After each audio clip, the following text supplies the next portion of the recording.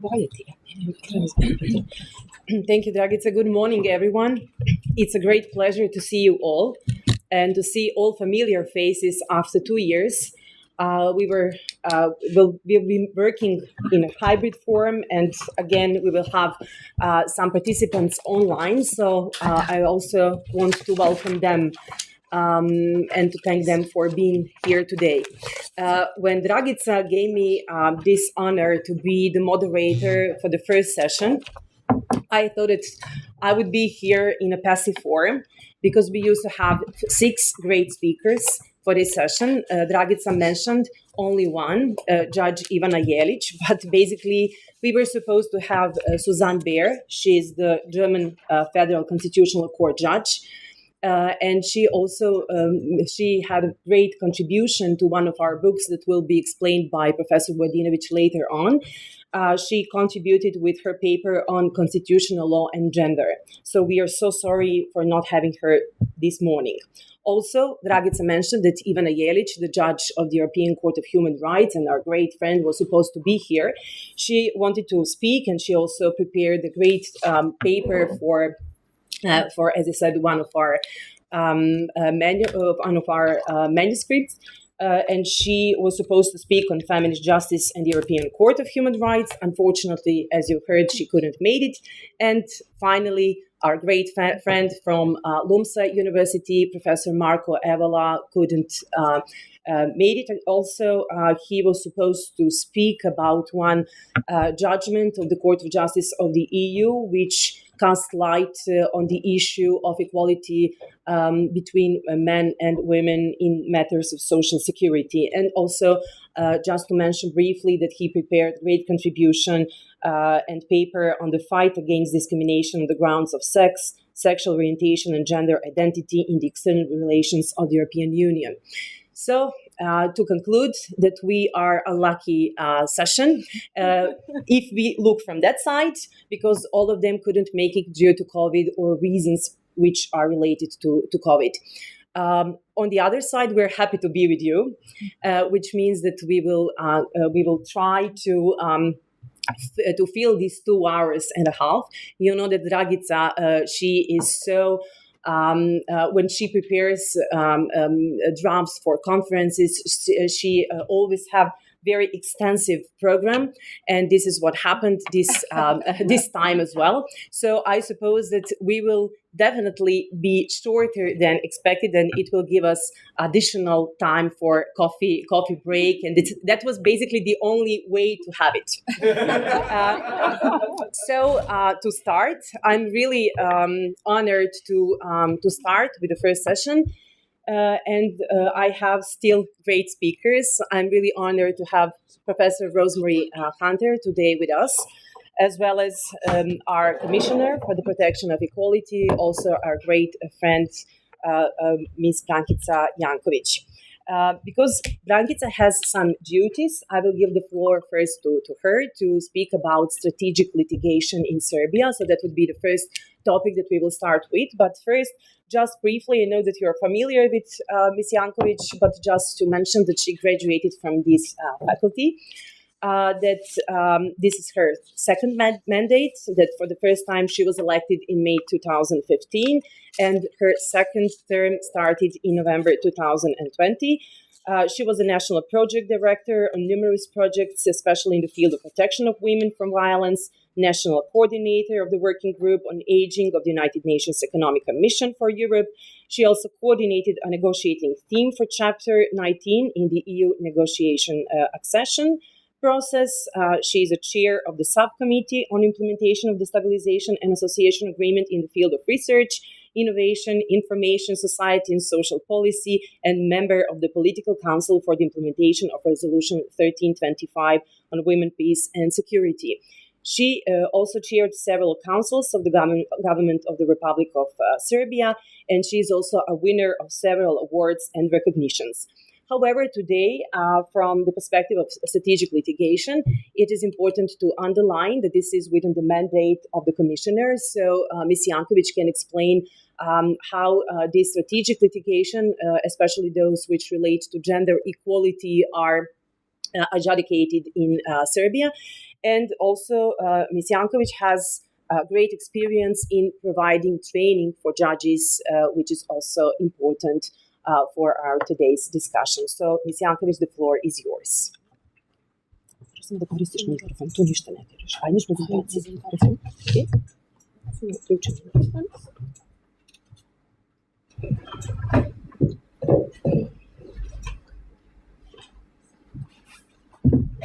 It's quite difficult to handle this difference. Okay. Strongly agree. Even with you, we are lucky. We are here in spite of COVID-19. Conclusion: COVID-19 still here with us, and all others summer viruses, unfortunately. But we are all others here. As Ivana just mentioned, I will, before I started to speak about strategic litigation and obstacles and challenges in choosing the cases, I will give you some short picture about gender equality in our countries. And for new participants, I noticed that some of you are new today with us, but to jog memories for the all participants about role of our institutions. And Commissioner for Protection of Equality established in 2009 according to the anti-discrimination law. Sorry, we established 2010 according to the law adopted by the National Parliament 2009. We are independent, central national level, independent, autonomous and institution specialized for suppression of discrimination. And let's say we have two different mandates: prevention of all forms and cases of discrimination, and protection of equality of all citizens. And first of all, we act upon citizens' complaints. We, of course, conduct strategic litigation, files misdemeanor charges, and also we created general recommendations, recommend measures to achieving equality. Every year we submit an annual report to the National Assembly, and we are also authorized to submit special reports when we recognize that there is need to shed more light on some issues. For example, last year we submitted 2 special reports about discrimination of children and discrimination of elderly people, because we noticed that it became most common cases of discrimination last 5 to 6, 7 years. We also initiate the amendments of regulation, and what is very useful tool, we are authorized to warn the public of the most common and difficult cases of discrimination, and conducts all other activities in order to improve protection against discrimination. Even just mentioned some of them. We every year organize, I don't know how many hundreds of workshops, trainings, surveys, publication, manuals, workshops, and for civil trainings for police officers, judges, civil servant, labor inspectors, and all other public authorities, and started, of course, to cooperate very closely with private companies and private sector, which is also a very important partner to achieve gender equality. And Commissioner practice shows that gender discrimination is is one of the most common cases of discrimination in citizens' complaints during the entire period of our institutions. And you can see on the display top 3 ranked grounds in terms of frequency. First,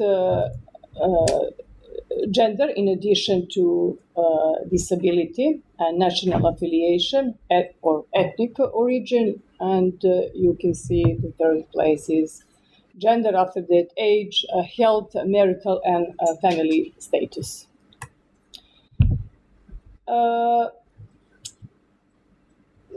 We can notice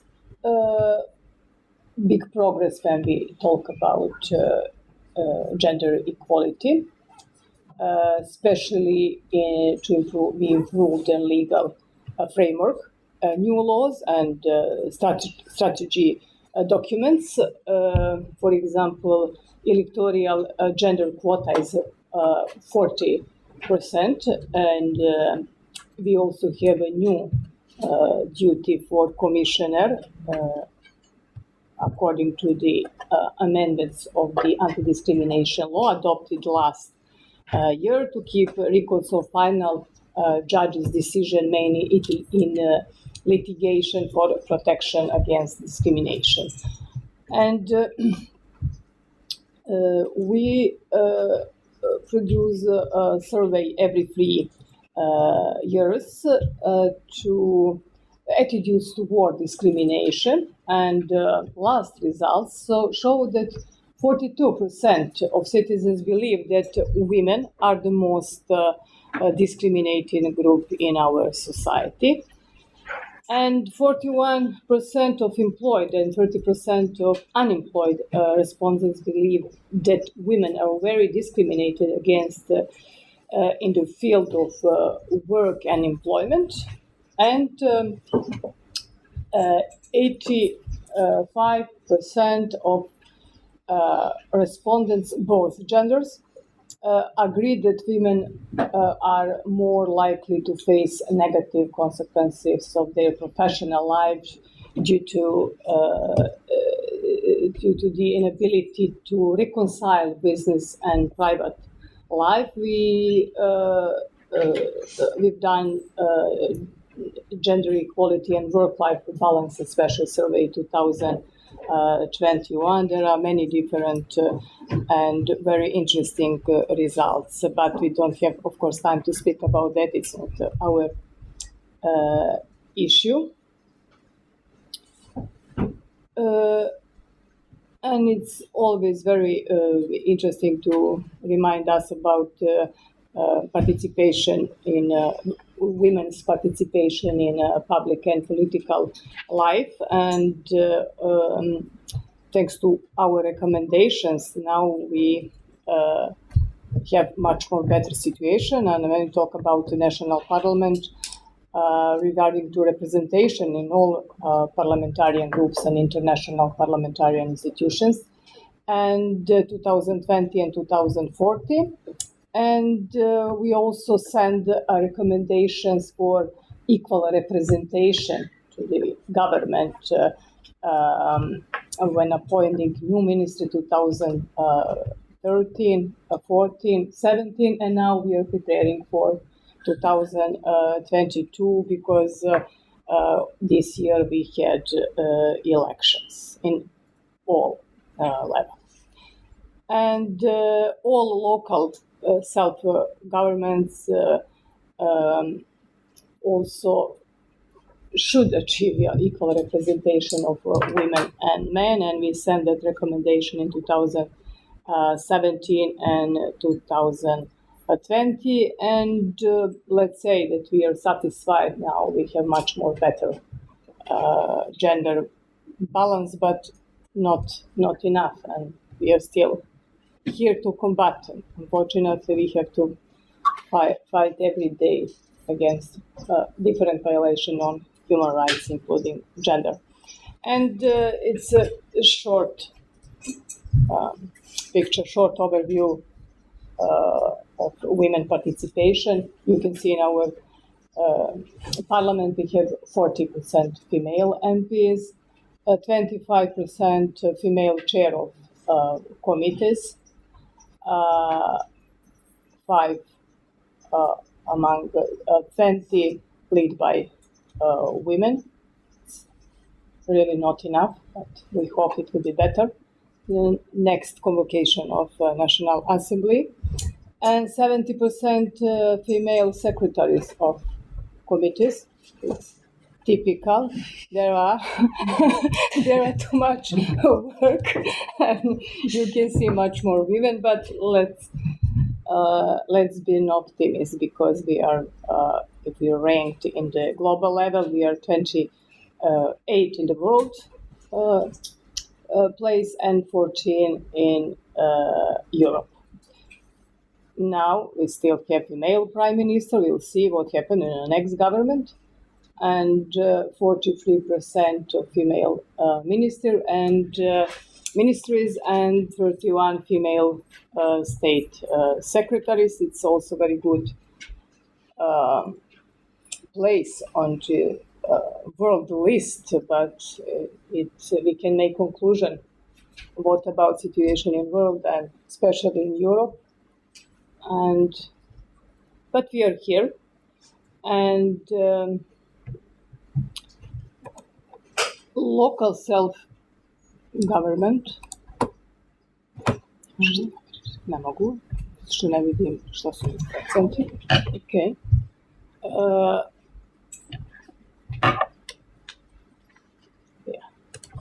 50%, female presidents,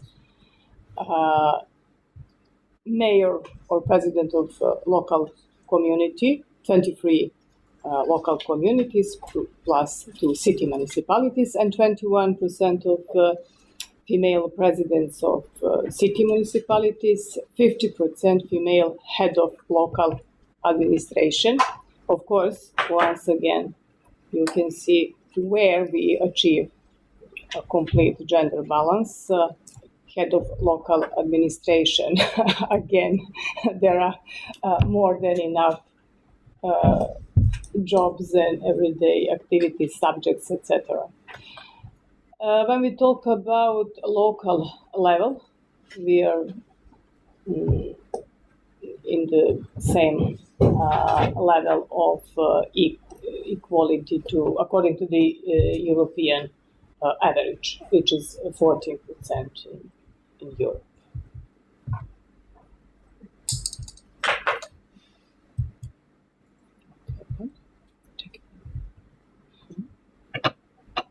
Here's some technical issue.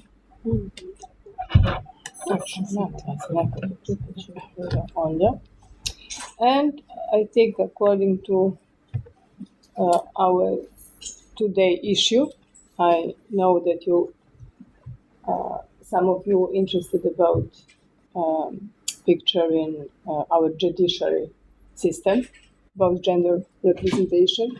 When we talk about judiciary system, 72% women perform the judicial function, but of course there is no reason to celebrate. The main reason why and when that happened, it was 10 to 50 years ago, when men left, better to say run away, judicial system because of low salaries.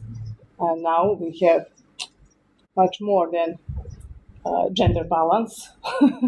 We have 70% of women judges, but 58% female presidents in court of general and special jurisdiction, 77% women judges in appellate courts, but no female presidents.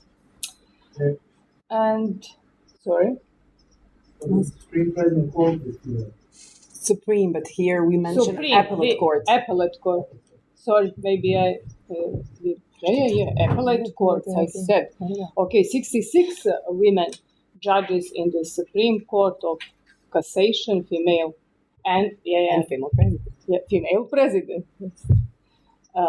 And all parliamentary, in a current, I speak about current publication about political parties, all parliamentary parties, are headed by men.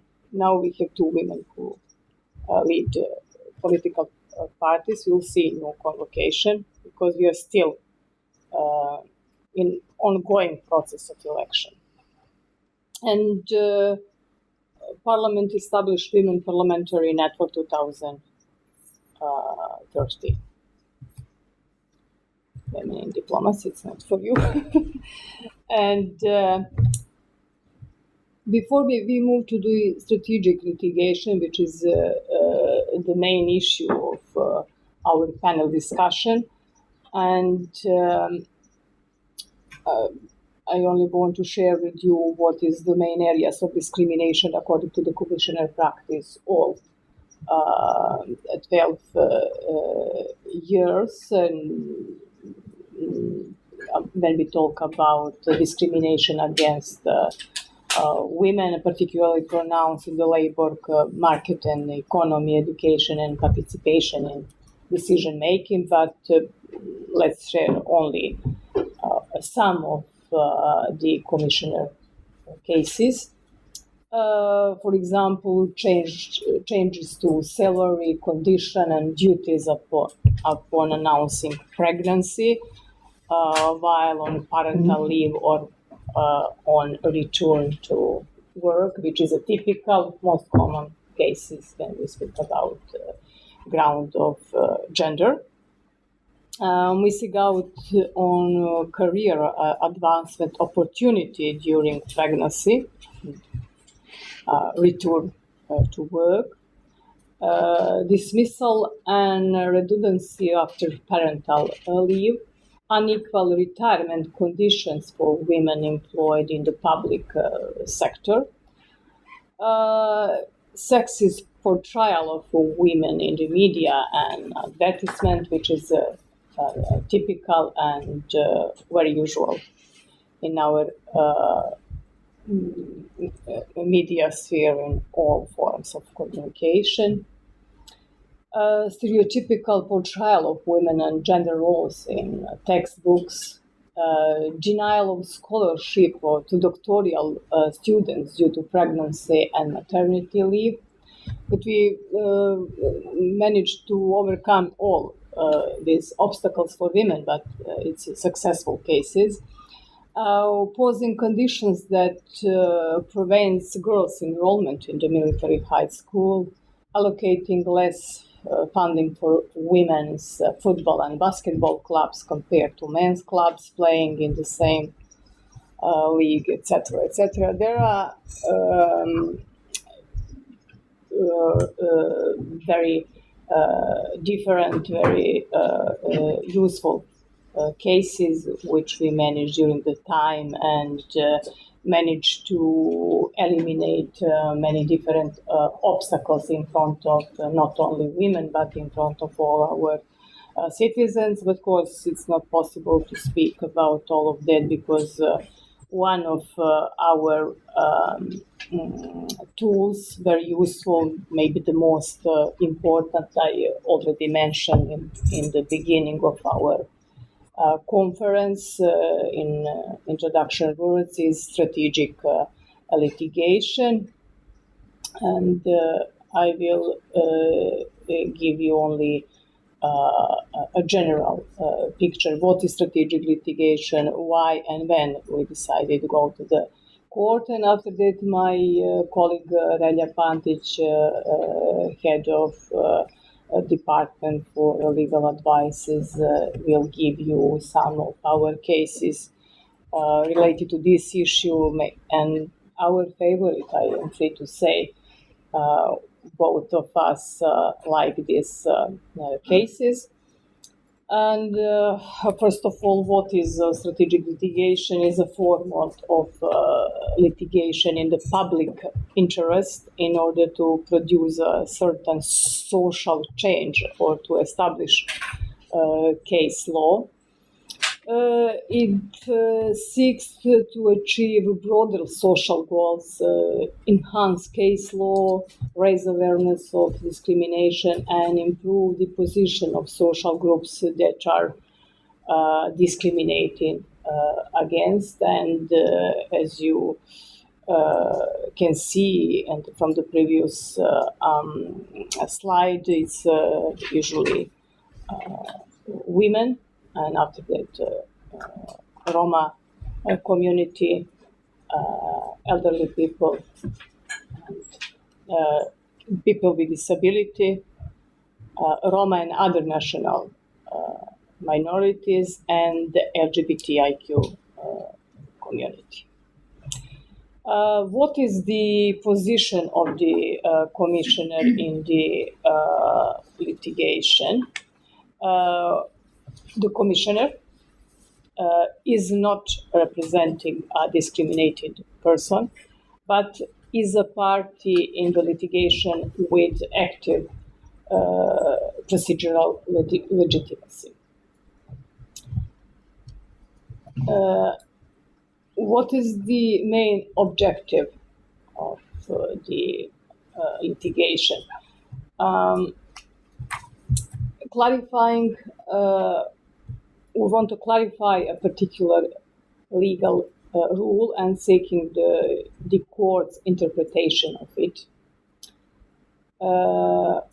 Ensuring that anti-discrimination regulations are applied, establishing relationship between several anti-discrimination regulations, because we noticed many different approach to the different judges and different level of courts, and we want to achieve a better and unique practice and all level and regional in the regional, because we have 4 affiliate courts, and we notice many differences, and to make legal practice in the whole region.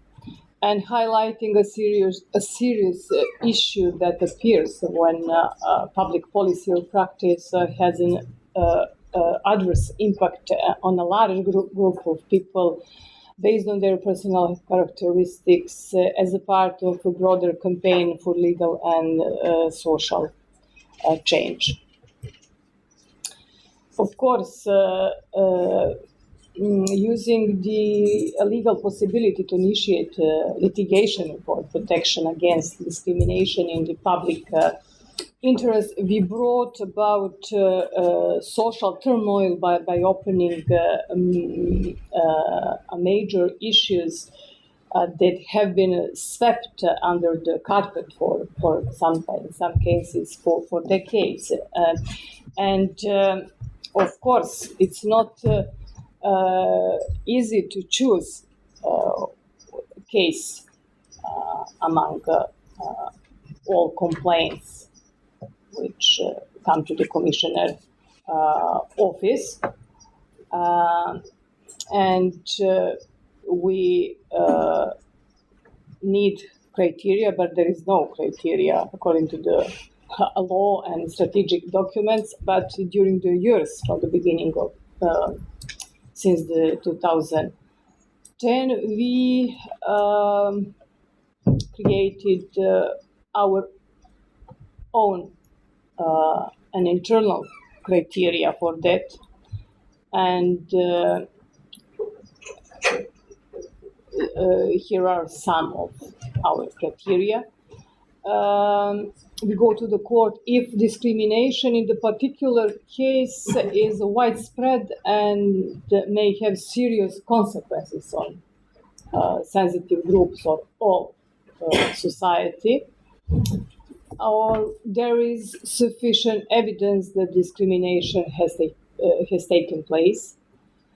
The case, if the case can shed light on a particular issue, we want to sometimes eliminate some taboos, and discriminatory behavior has affected particularly vulnerable groups, one of criteria.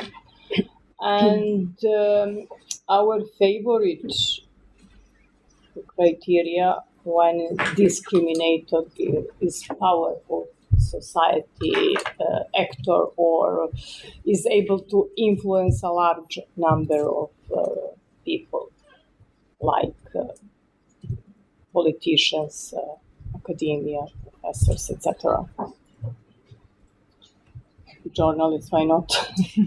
There are sometimes they are among some main discriminators, influencer. And strategic objective of the commissioner in initiating civil court proceedings, among others, is to develop case law which will establish that discrimination against Roma is inadmissible and that stereotypes do not constitute a legal basis for treating Roma differently. Refer to discrimination against women who return to work after maternity leave. Ensure that persons with disabilities have equal access to facilities. Refer to discrimination that exists in education, especially the segregation of Roma children, young Roma, or children with disabilities. Be a guide in cases of discrimination in the field of work and employment, which is the most common cases of discrimination, as I already told, and create conditions for judicial authorities to recognize discrimination and apply anti-discrimination legislation. And last 10 years since the beginning, not 2 years after, because it's not possible to start with the strategic litigation from the beginning of functioning institutions. Until now, we lead 21 cases in total, 6 cases related to gender or sex discrimination. Out of that number, in 2 cases, the court did not adopt the claim to determine discrimination. And I will skip to save time. And what is also, besides the strategic litigation, function and according to our practice became a very useful tool to combat against discrimination. It is a general recommendations which we created with consent to different stakeholders in public authorities and private companies, etc. We are authorized to monitor and implementation of laws and all other bylaws and all other strategic documents and make recommendations to public authorities, as I said. And good examples. The last one, it's top. It's for us just new information. We sent that recommendation last week. For us, it's revolutionary because private companies immediately answered after our recommendations that they are ready to prepare their documents and to change discriminatory practice, and to we send recommendation to ensure equal treatment for men and women when determining insurance premiums and benefits to the insurance companies, and to provide travel health insurance service to all citizens regardless of age. That is not to exclude persons only because of their age, because they all of them created a discriminatory criteria which didn't allow to elderly people over 70 or 75 years, depends on company to company, to travel. They didn't have opportunity to have a travel insurance, but immediately, after maybe 2 days after they received recommendations, first big company answered, we are ready, we will eliminate all discriminatory conditions and to make better life for all of us, and ask us to organize a meeting to shed more light and to speak about details how to do that, which is very important when private sector sends such a strong message that they are ready to be our partners to achieve gender equality. It's not possible to do anything alone, of course. And some of our recommendations, just short review, general recommendation to the municipality or city and administration, because we have two levels of local public administration, municipality and cities, to enable the change of personal name for transsexual and transgender persons in cases when the change of personal name is necessary in order to harmonize it with sex or gender identity in accordance with the law without additional conditions and restrictions. To take into account when applying the regulations in the procedures of changing the sex designation in the birth register, that not only a person who changed gender by surgical means has the right to change their sex designation, but also a person to whom a confirmation was issued of the conducted hormone therapy for at least 1 year with the indication of specialists in psychiatry and endocrinology specialists. And for women in high-level education, we are very proud that the recommendation, general recommendation for the Serbian Academy of Sciences and Arts, which should be the highest level, the main authorities in our, should be, only should be, we'll see, but they promised that they will do the best to make a gender balance, but we send a recommendation to take appropriate measures to achieve the principle for gender equality during the next membership election, as well as to make additional efforts to promote women a scientific and artistic contribution, because we have only 10% women members of Serbian Academy of Sciences and Arts. Of course, I know we are aware that this case in all other European, not only European, world countries, but it's really time to change academia sector.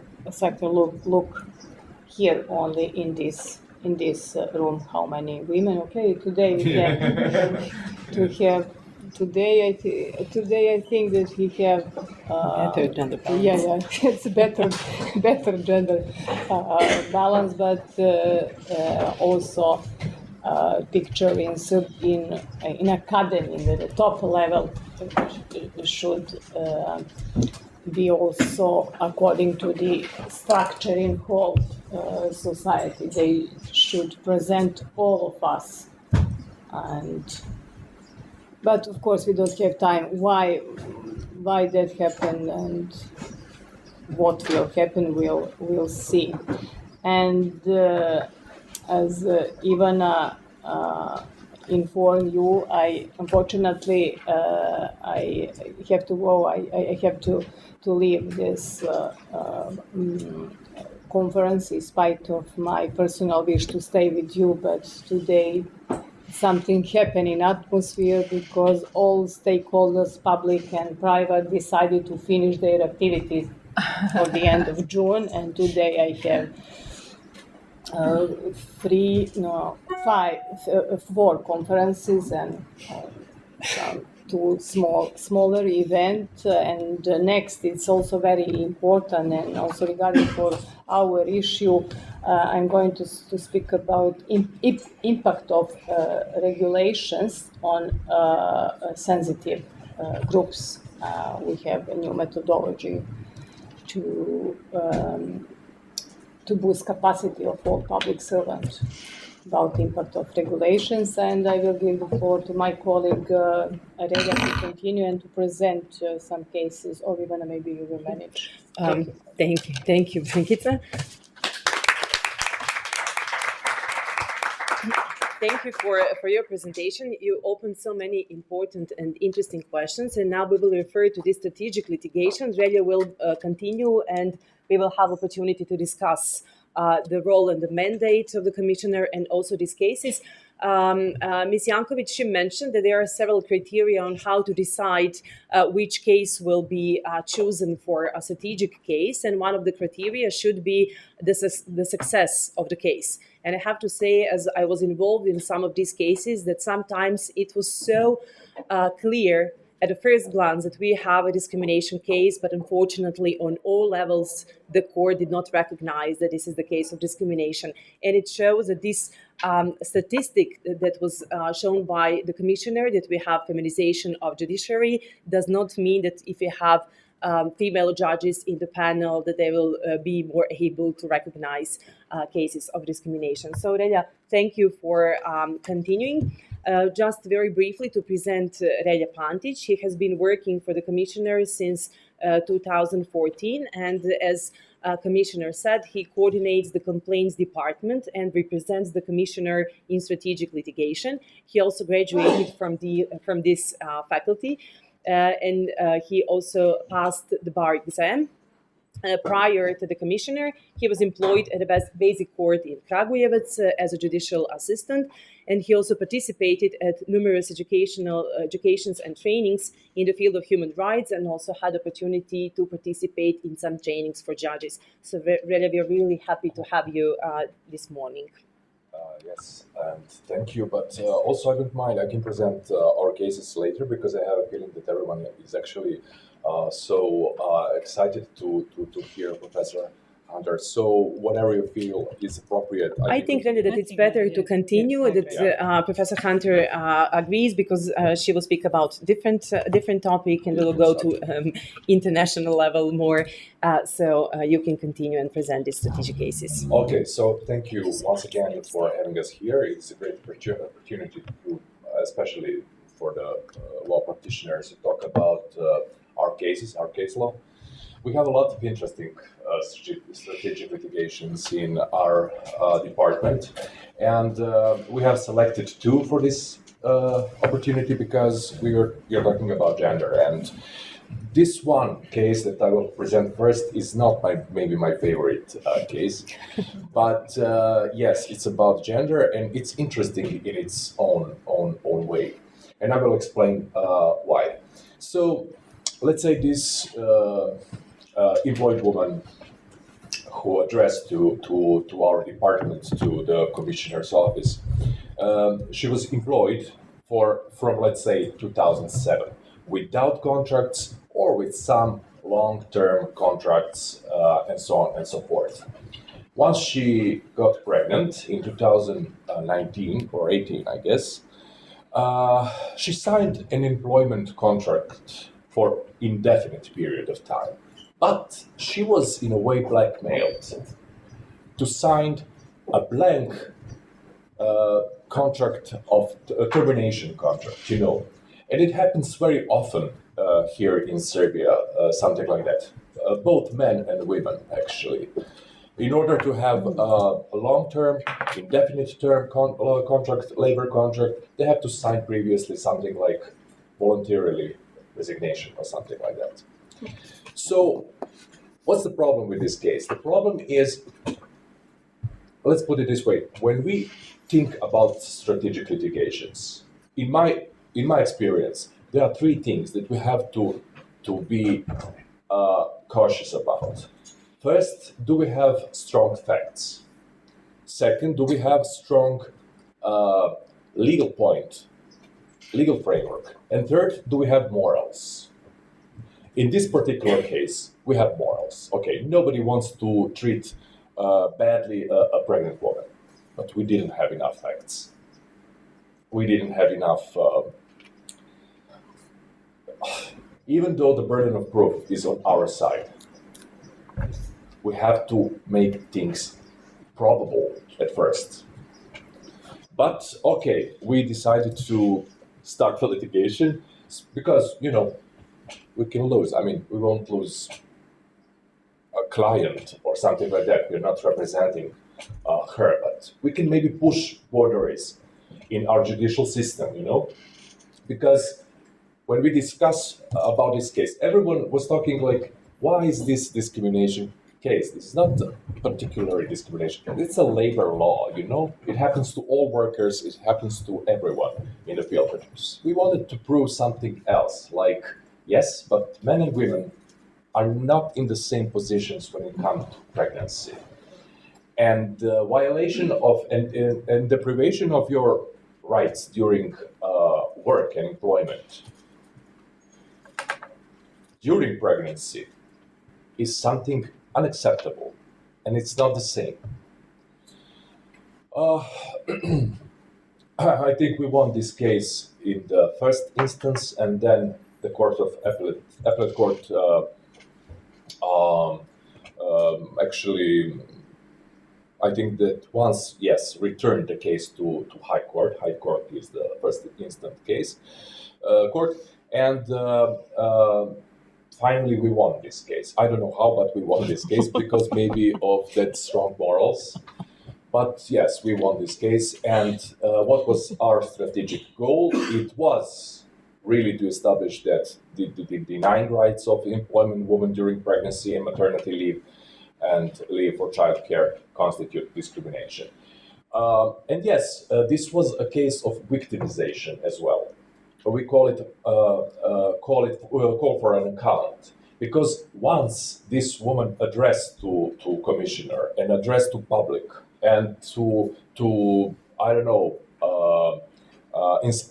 labor inspectorate, she got fired by activating this blankly signed termination of an employment agreement. And that happened during she was on her maternity leave.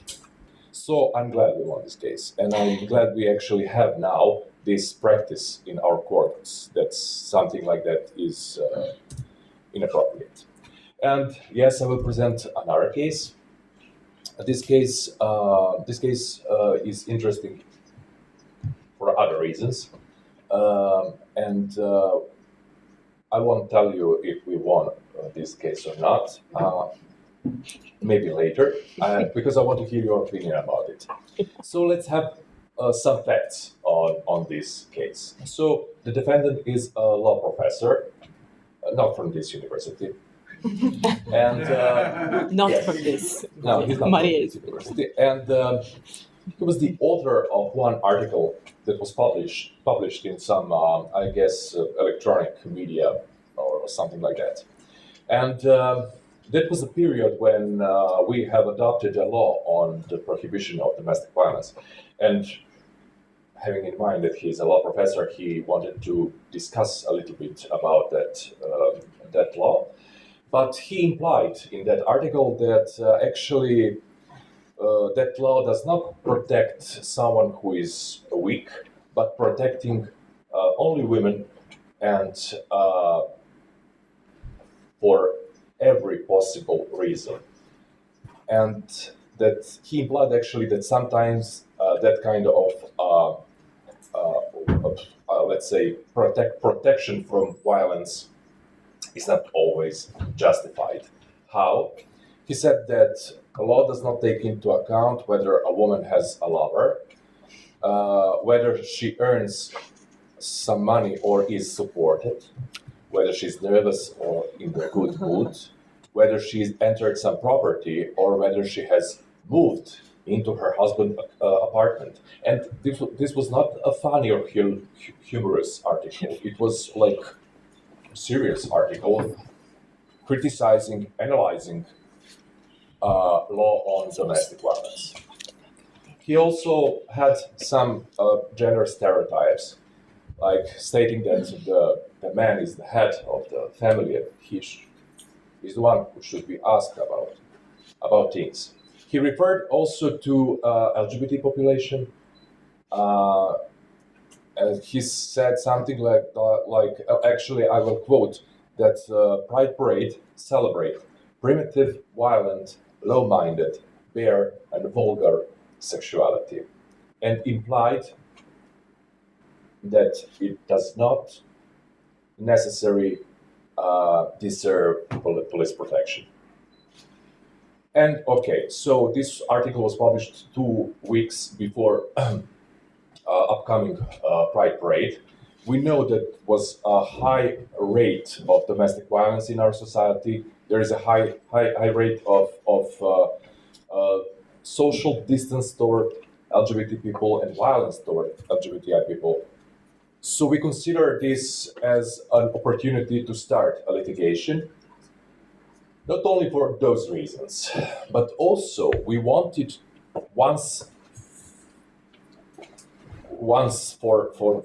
we just wanted to have a judge's opinion. What is what are the limits of the freedom of speech?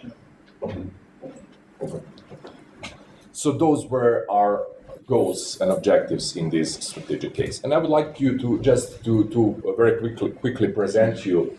I have presented you the facts. Now I just present you the legal framework.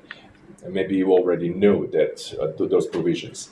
But let's say that hate speech is defined in our law on prohibition of discrimination as any kind of public display of ideas, information, and opinions inciting discrimination.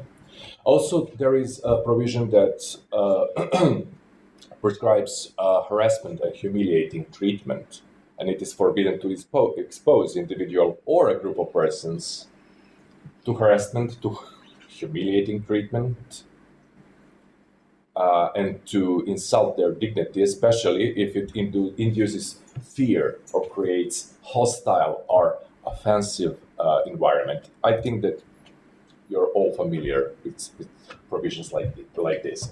But also when we talk about gender discrimination, it is maybe useful to say that it is also forbidden to advocate, to support, and practice conduct in keeping with prejudice and customs and other social models of behavior that are based on the idea of gender inferiority or superiority.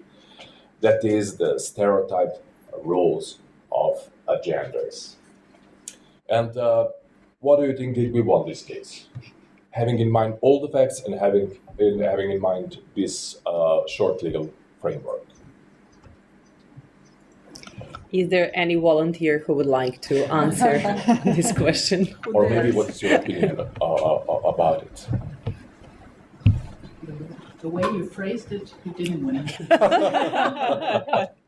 Exactly. Thank you. Yes. The First Instance Court have actually found the violation of the law on prohibition of discrimination. It was really good reasoning of the court, not only that, because I think that's good. It's good reasoning, but that first instance judgment is really have a good law quality. But on higher instances, appellate court reversed decision and actually rejected the claim of the commissioner. Also, we of course submitted a revision to the Supreme Court, but Supreme Court rejected our revision. We have lost this litigation, but we really wanted to have a clear distinction on freedom of speech and discrimination, but we didn't get it from the court. The Supreme Court just rejected our claim without entering this problem of distinction and clarifying the difference. I mean, it is really strange reasoning of the Supreme Court. It's more like it's not violation. Why? Well, because I say so.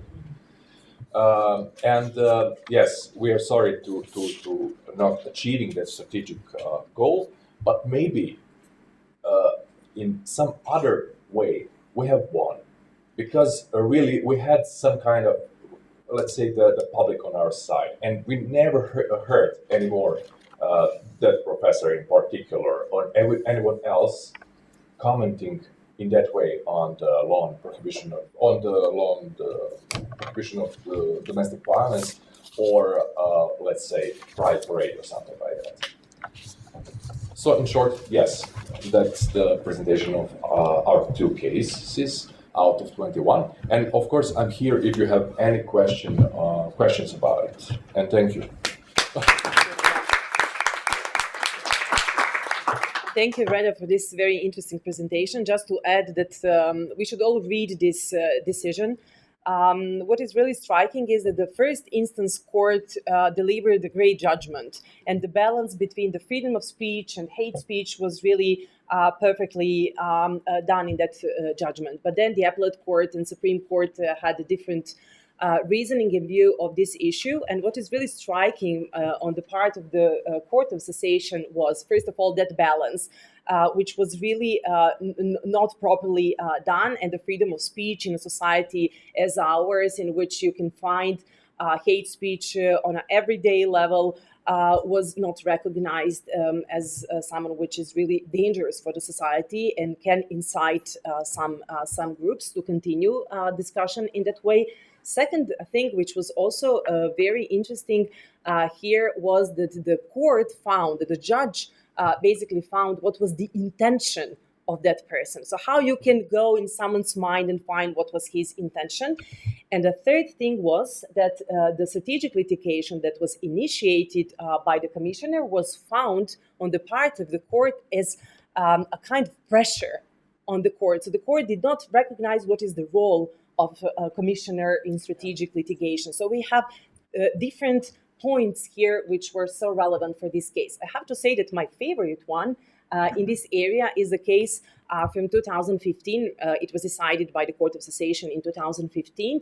And here, in this case, on all three levels, it was a negative decision. So the court did not recognize the case of discrimination. This case was basically a case of one woman. She was on parental leave, and when she returned, she worked in a bank. She was the head of one office, and then immediately when she returned, she was assigned to a lower paid position, which was to be the advisor of clients. And the bank said that, first of all, while she was on parental leave, the situation has been changed. So she need, again, to be familiar with clients coming to the bank, although to be advisor of the bank means that you are more familiar with what's going on in the moment. And second thing, which was not, and why the court did not find that this is the case of gender discrimination, is because she was replaced by another female colleague, which at that time had children of 24 and 26 years. So basically, the court, first of all, did not find the indirect discrimination. Also, the court was not able to rely on statistics which were provided by the commissioner, which showed that this is the pattern, that many women who return and who are on higher posts in the bank, when they return, they are assigned to lower paid jobs. And also, the court did not recognize that this is not a case of gender discrimination only, but that here we also have a family status, because this woman, she has 3 small children, and this one had children which were not minors anymore. So many cases which show, and it's also interesting from the perspective who were the judges in those panels. In the first instance, single judge was female. On the second instance, we had a panel of 3 female judges, and on the highest level, we had 3 panel. 1 was male judge and 2 female judges. So they did not recognize how complex this case is. So thank you, Relia, once again. And as we have still time, do you have any question for Relia, or you would like to comment what we've heard from the commissioner and from him, please? And because I don't know all people who are present in the room, please, can you just shortly present yourself? Please turn on the mic. You have to use the mic. People online can't hear you if you don't turn it on. Can I speak in Serbian or? You have to speak in English. Okay. My name is Diana Balbaša. I would like to. I'm for a few years. I'm active in the field of gender equality and gender-based violence. And actually, I just wanted to comment something that it was interesting when we mentioned freedom of speech, because there was a case like sometimes I submit request before the Commissioner of Equality Protection for violating gender equality rights. And it was a case actually in one TV show, let's say, where the reporter, the journalist spoke about how to say, plastic chirurgy, I don't know how to say. Plastic surgery. Yeah, with three guests, two of them was actors, one of them was ex-football player, and there were many things, like many sexist speech and discrimination against women. They spoke about women like this, that, that she must be very pretty, she must be beautiful. It must be that it's something wrong with her if she doesn't want to be beautiful and things like that. And me and my colleagues submitted a complaint before commissioner, and actually our complaint was rejected on the ground of freedom of speech. And the journalist hired a lawyer to respond or that. On that complaint, and she said that she will sue us, me and my colleague, for violating her freedom of speech rights. And I think that this decision of Commissioner for Equality Protection is quite important, actually, also for our general public to understand how something is also interpreted or understood by the state body who should protect equality rights, and when it comes also to freedom of speech and media and public speech, etc. Unfortunately, it is not published. But that is something we also need to have in our mind and speak about that and mention when we're speaking about gender equality rights. And also, I would like to mention the case Marinika Tepić, where she was offended by one public person in the TV show, and we also, Autonomous Women Center, asked Commissioner for Equality Protection to react and to start strategic litigation. And where our commissioner spoke, what are the reasons to start litigation? I saw all the reasons were there, but still the litigation was not started. So that is just something I wanted to comment. Unfortunately, Commissioner is not here anymore. So if you would like to comment on that, or thank you. Thank you. Yes, of course. I'm sorry you didn't mention all those complaints you have submitted to the commissioner and when you were very satisfied with the decision. But let me just clarify something. The first complaint you were mentioning about this TV show, they were talking about plastic surgery and stuff. You have actually submitted the complaint against the speaker or journalist in that she's a medical doctor or something like that. She was not talking something intimidating, let alone hate speech. So there are actually some boundaries when we are talking about freedom of speech. So sometimes it is very difficult to set this distinction, but we approach to those cases very, very thoroughly and very, very carefully. I'm really sorry if you are personally not satisfied with that decision, but it was not easy for us to protect freedom of speech that is also a constitutional category. And I would, what was your second question? Can you please? What about Marinika Tepić?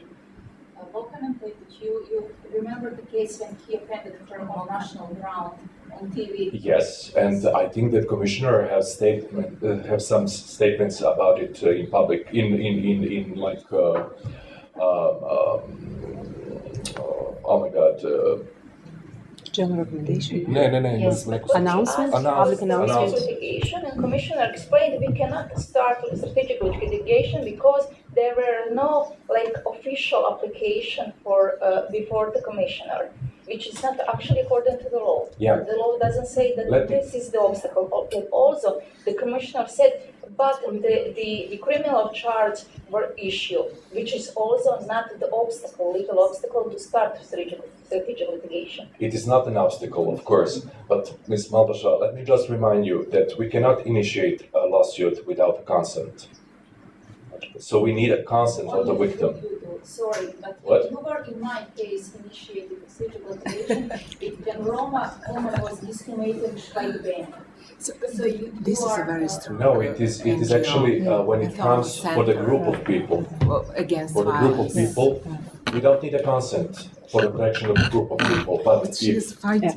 It's important, not to understand what is the law. So when the commissioner acts in a case when there is only one person involved, then it has to have, and this is also the decision of the Court of Cassation. You need to have a consent of that person. But if there is a group, more than one person, then you don't need the consent. So that's also, it's not included in the law, but it's in the practice. So it is how it is interpreted by the Court of Cassation due to the specific role of the commissioner, because a commissioner in a way presents that person, but as commissioner explained, it's more in a way that and you have those criteria when you will initiate the cases. And of course, it is a part of the group of people who work for the commissioner to go through all these elements and to decide whether this is the case of strategic litigation or not. What I need to add is that sometimes it is really striking when you have case law which is not in favor of discrimination. And sometimes, and I know that sometimes we also had some discussions whether to initiate the litigation or not, because if you have the statistics which shows that judges will not recognize discrimination, and for example that they will give a prevalence to freedom of expression, sometimes more damages can be from initiating strategic litigation than, for example, to issue a general recommendation, which will be more successful in the way. So I want to say that it's really not an easy task to do. And even sometimes if we believe that we have a case which is a perfect case for strategic litigation, sometimes some other reasons influence the decision not to go to strategic case, but to initiate other, let's say, activities within the mandate of the commissioner. Thank you. I mean, I'm sorry for interrupting, because I know that we discussed very much issues where to go and when to initiate strategic litigation, because we really cannot say that we are satisfied with the case law and with the jurisprudence of our courts in this area. So this is what you also seen from these presented cases. And just one short remark. We don't have also the endless resources in our institution when it comes to litigations.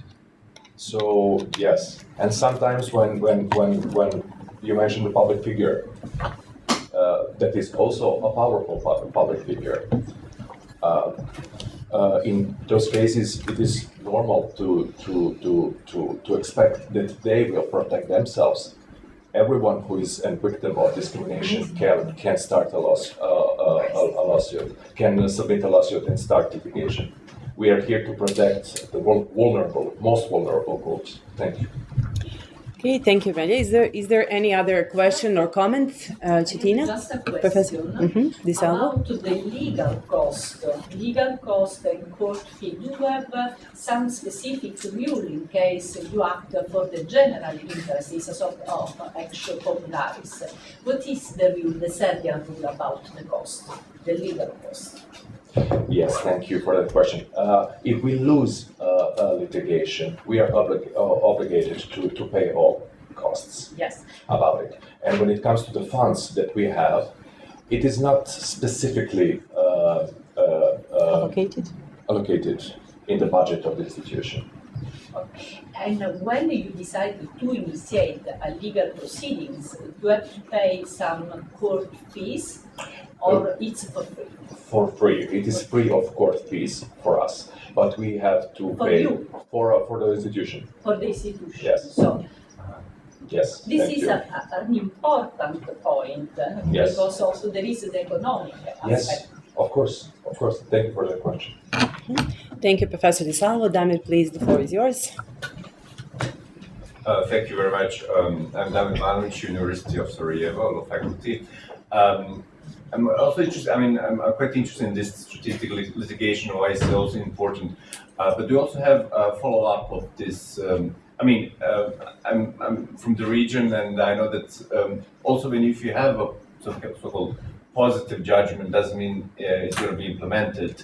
So do you have also this follow-up? What happens with the judgment if it's a positive? So is it implemented, or additional, or do some other research in sense how the practice has been changed in sense, not in the course, but in the general, for example, employers or workplace or different kind of context? Thank you. Yes, thank you. Well, one of the reasons that we started our litigation is to encourage people to start fighting for their rights and protect themselves from discrimination in their own cases. And some amendments of the law on prohibition of discrimination prescribes now that the courts will have to send us information and feedbacks about the discrimination cases. So we will know a lot more about judicial practice in the field of discrimination. When it comes to follow-ups, yes, in this particular case with employed women, we claimed we wanted actually the defendant to publish this judgment on the newspapers with national circulation. He did not want to do it voluntarily, so we have submitted. We wanted just an act to enforce this judgment, and now we are waiting to see, because he can be punished with 100,000 dinars if he does not follow up. Next. Thank you. Some other questions? Rosemary, please.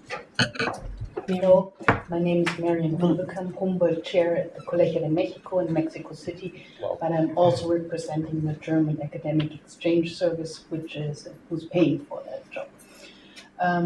I do actually have a question to you and one to Brankica. Maybe someone else can answer the one of Brankica.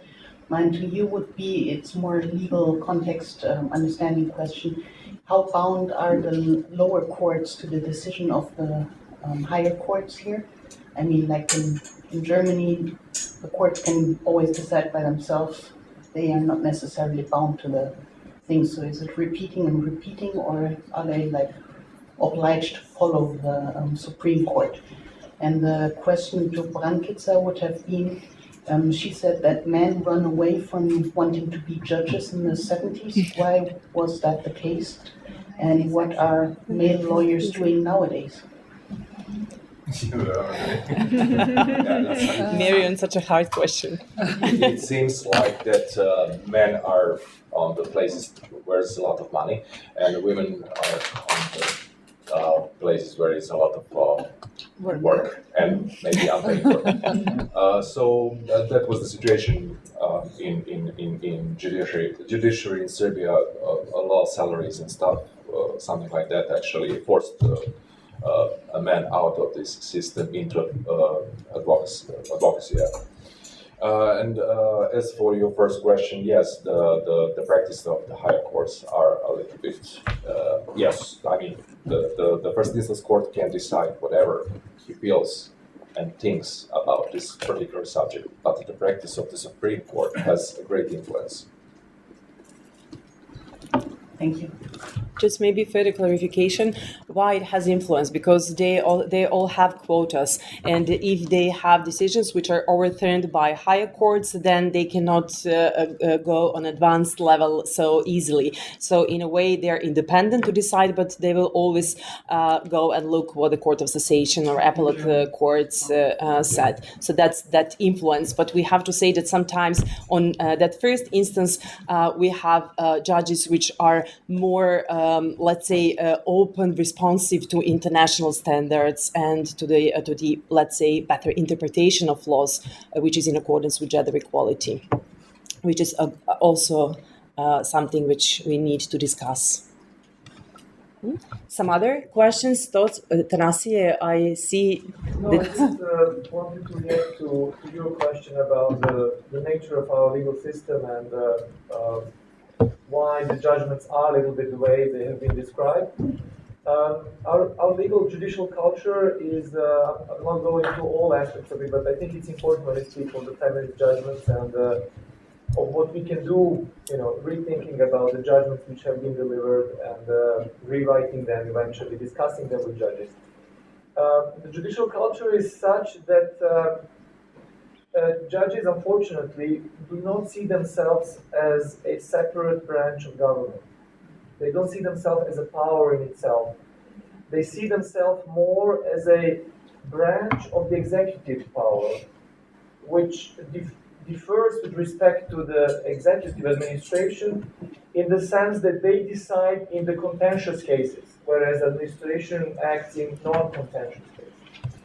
So they have an ideology, deontology, that there is only one right answer in every single case. And they consider that it is contained in the law, they're there to execute the law, and more the law is precise, more it is exact, coins the social relations as precise as possible, the law is better for them. So if they can decide on the basis of bylaws, it's even better. They would never decide on the basis of the Constitution itself, because it's too broad, it's too general, and they don't feel secure enough to take a broader norm and decide the case on the basis of it. And this is unfortunately a kind of working deontology, ideology, which is particularly present, as you could have seen, on the higher level, which is paradoxical. And the Supreme Court really gives a very bad role in that respect.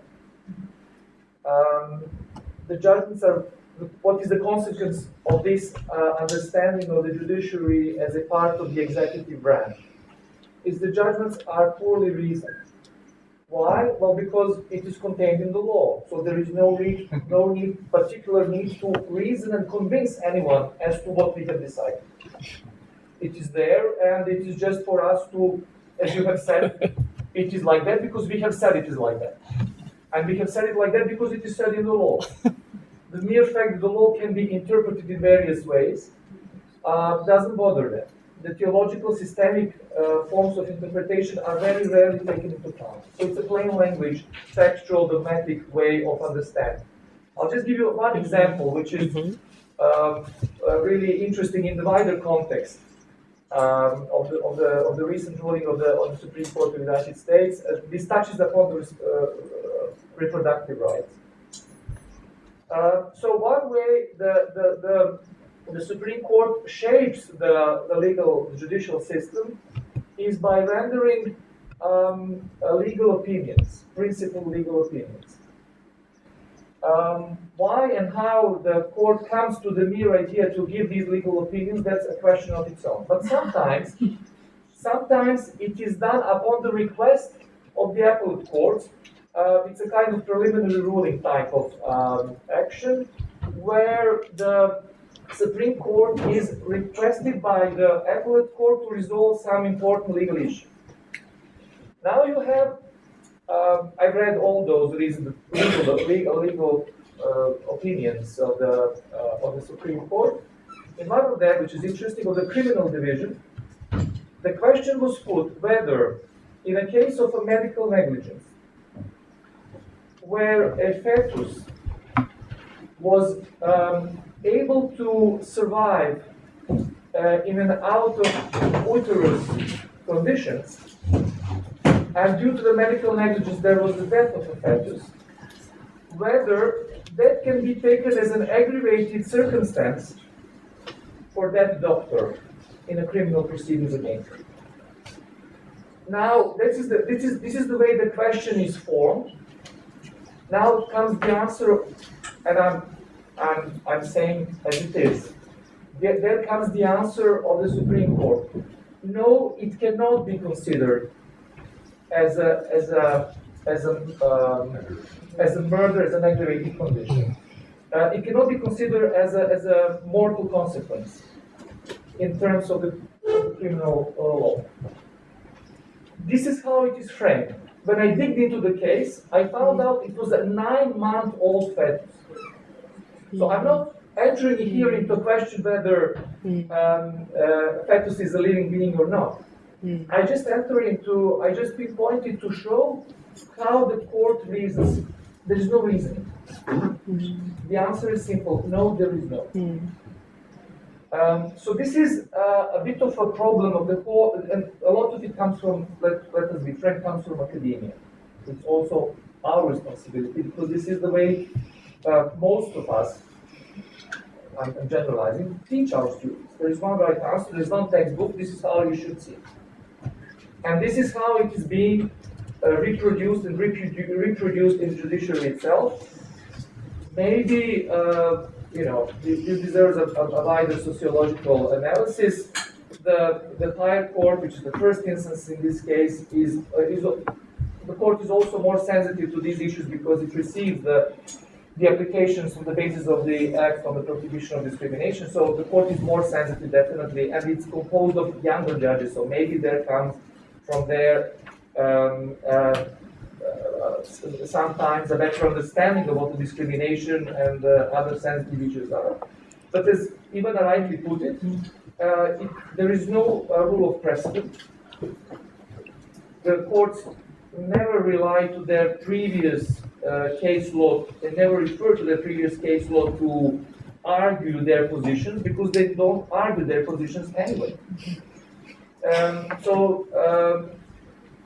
Then there comes this let's say, indirect incentive to follow the higher court's positions, and it is simply due to the fact that if you want to be improved, if you want to advance in the hierarchy, in the judicial hierarchy, you need to have those quotas, and it's quantified. It's unfortunately too much based on the figures, and not on the analysis of the complexity of the case you were dealing with when you decide in one way or another. Okay, sorry if I took too much time, but I just think that maybe for those who are not familiar with the circular legal system, it's good to know these things. Thank you, Miriam, for your questions, and thank you, Tanasir, for your clarification. Now it's the right time to go to our keynote speaker. We are so proud to have Professor Hunter today with us. Thank you for coming to Belgrade. I will just shortly present Professor Hunter. She is a professor of law and socio-legal studies at the University of Kent. She is a feminist socio-legal scholar whose current research focuses on family law and family justice processes, judging and the judiciary, and access to justice. She has served on a number of public bodies in England and Wales concerning with family justice, and regularly delivers training on domestic abuse to family judges. She is one of the editors of the book Feminist Judgments from Theory to Practice, which was published by Hart Publishing in 2010. In this book, feminist legal scholarship has generated comprehensive critiques of existing legal doctrine and put theory into practice in judgment form by writing the missing feminist judgments in key cases. The cases chosen are significant decisions in English law across a broad range of substantive areas. I have to say that Dr. Sylvia Sotel from the University College of London initiated a project on the feminist judgments in Central and Eastern Europe, and what Professor Hunter did with her colleagues is a great inspiration for colleagues and feminist theories from this part and from Central and Eastern Europe. And also, just to add that she is one of the authors and editors of the prize-winning book Mapping Paths to Family Justice, Resolving Family Disputes in Neoliberal Times. Also, Professor Hunter has a great contribution in Springer's publication. She wrote a paper on the reproduction of gender difference and heteronormativity in family law. And as I said, we are so proud to have her today, and so sorry for changing and giving you the floor now, but I'm pretty sure that we will all enjoy in her presentation. So, Professor Hunter, the floor is yours. Thank you very much. Now we need to do some logistical reorganisation here. Thank you very much. You have a presentation which is here, I suppose.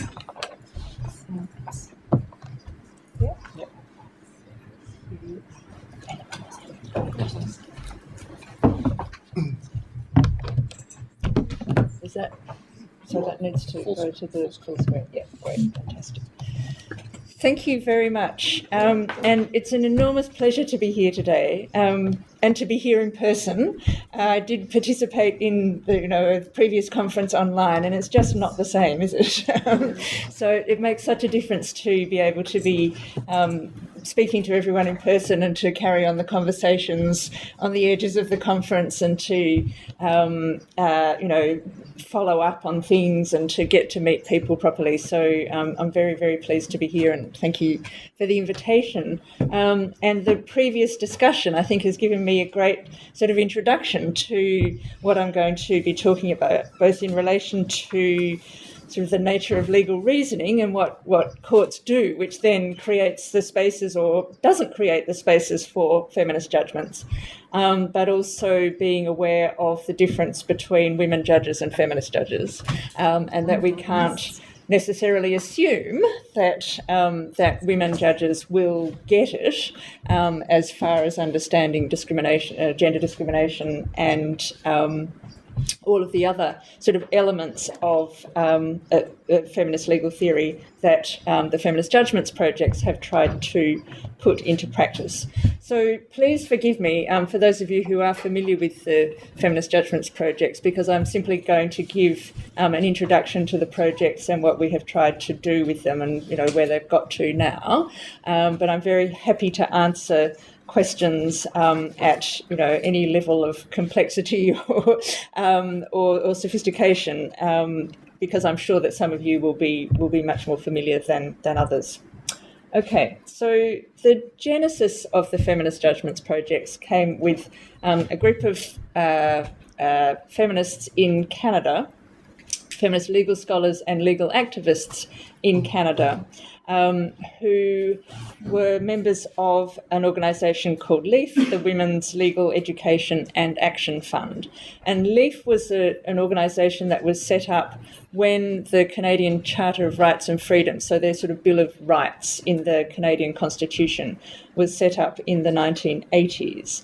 And they had been particularly concerned to intervene in cases before the Supreme Court of Canada and to make arguments about the concept of equality before the law, and in particular making arguments for a substantive interpretation of equality rather than a formal or limited interpretation of equality, and also an intersectional interpretation of equality. So one that understood the different positions of racial minority women or poor women, young women, older women, and so on. And they had, so their particular concern was with Section 15 of the Canadian Charter, which is the Equality Clause. And they had some initial success in their putting arguments to the Canadian Supreme Court, and the court accepting those arguments and implementing some of their the reasoning that they had put to the court, but had got to a point where they felt that the court had stopped listening to them. So there was a bit of a feeling that the Supreme Court felt that gender equality had been done, we've done everything, we're just moving on now.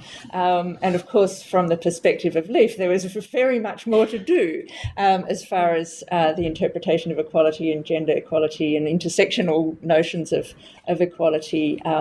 They were concerned about the direction that the court's jurisprudence was beginning to take, but they weren't sure, they didn't feel that the court was listening to them anymore. They didn't feel that they had the receptive audience that they had had previously, and that the court was listening to different kinds of arguments. And so they came up with the idea of thinking, well, rather than simply putting our argument to the court, why don't we write the judgment that we wish the court had written? Why don't we write an alternative judgment that does implement the interpretation that we wish to put on the Equality Charter?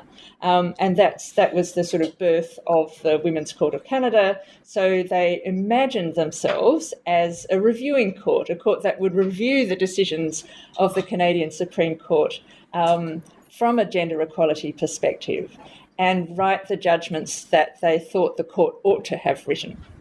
And their first collection of alternative feminist judgments was published in volume 18 of the Canadian Journal of Women in the Law.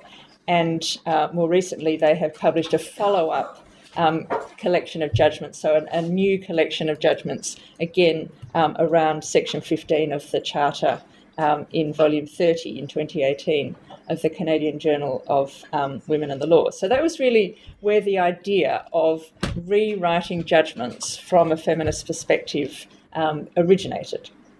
And then it was picked up and expanded in many other parts of the world. So we were the first, the project that I was involved in, the Feminist Judgments Project in the UK, to initiate a project in a different national jurisdiction. And in our case, we didn't confine ourselves to a particular area of jurisprudence, but wanted to look at English law in general. And so we put out a call to colleagues to simply put forward expressions of interest in rewriting any judgment any appellate judgment, I should say, so judgments of our Court of Appeal or then the House of Lords, now the Supreme Court, and asking people to put forward ideas for judgments that they would like to rewrite. And we ended up with a book with 23 rewritten judgments in it, and from various courts, but the slightly different idea there was, and I'll talk about this in more detail later, was that rather than being a review body for the appellate court, we said, imagine a feminist judge sitting on the same court and writing the judgment that the court ought to have written at the time that it was written. And then this idea of rewriting judgments from a feminist perspective really has taken off around the world. So there was subsequently a project in Australia that I was also involved in the organisation of, and that again produced a book with even more judgments in it. There was a project in New Zealand, again, that I was involved in, and one of the interesting things about the New Zealand project was that New Zealand has a very large, a very substantial Indigenous population of Maori people, and so they do sort of talk about themselves as a bicultural country, and so in rewriting the judgments, there were sort of two strands in that book. So one is the sort of Pakeha, sort of Anglo-European feminist approach, and then there's also a what they called mana wahine approach taken by Maori women who essentially invented an Indigenous women's jurisprudence and then applied it to a series of judgments involving Maori women. And so that was a really interesting development because it pushed them to think about, well, rather than perhaps the kind of feminist perspective or applying the feminist theory that is more familiar in the West, let's think about what that would look like in a Māori context, using Māori legal concepts in addition and weaving them together with feminist concepts and then applying them to judgment. So that was a kind of two-step process and produced some very interesting Indigenous women's perspectives on judgments. There's been a project in the United States which again went back to the US Supreme Court, so they focused on US Supreme Court decisions, a lot of it around equality and equal protection and due process, but any more generally a kind of constitutional law project. And they have subsequently done a number of books that are focusing on particular areas of law, so feminist judgments in tax law, feminist judgments in tort law, feminist judgments in sort of reproductive justice, family law. So they've sort of expanded within their own area in the United States. There was a project in Ireland. So this is a combined across two different jurisdictions, so the Republic of Ireland and Northern Ireland, which of course is part of the UK, but they share a similar kind of colonial heritage and a similar, I suppose, public discourse around the status of women and particular issues. I mean, the Ireland has been a very strongly Roman Catholic country. The church has had a very strong influence on the state and on state laws, and so there's a lot of issues in the Irish, both the Republic and the Northern Irish context, around issues about women as mothers and maternity and discrimination against single mothers and reproduction, the sort of denial of women's reproductive autonomy. And so their project concentrated a lot on the ways in which women had been defined as having a particular role in the state and defined out of broader kind of public roles or full liberal subjecthood. And so their project focused on that in particular. A Scottish feminist judgments project has also been done, and then there's a couple of projects currently going on in India, which is sort of looking at, again, some interesting sort of colonial heritage there, but also thinking about the ways in which, again, the relationship between law of the state and religious personal laws and how they are applied. And there's an African feminist judgments project currently in progress. There's where did that star come from? Canada, right? Yes. Okay. So a broader. Thank you. I'm glad that you're on the ball there. I need to keep my eyes on the screen, don't I? A broader Canadian project looking across the range of Canadian law rather than simply at the equality jurisprudence.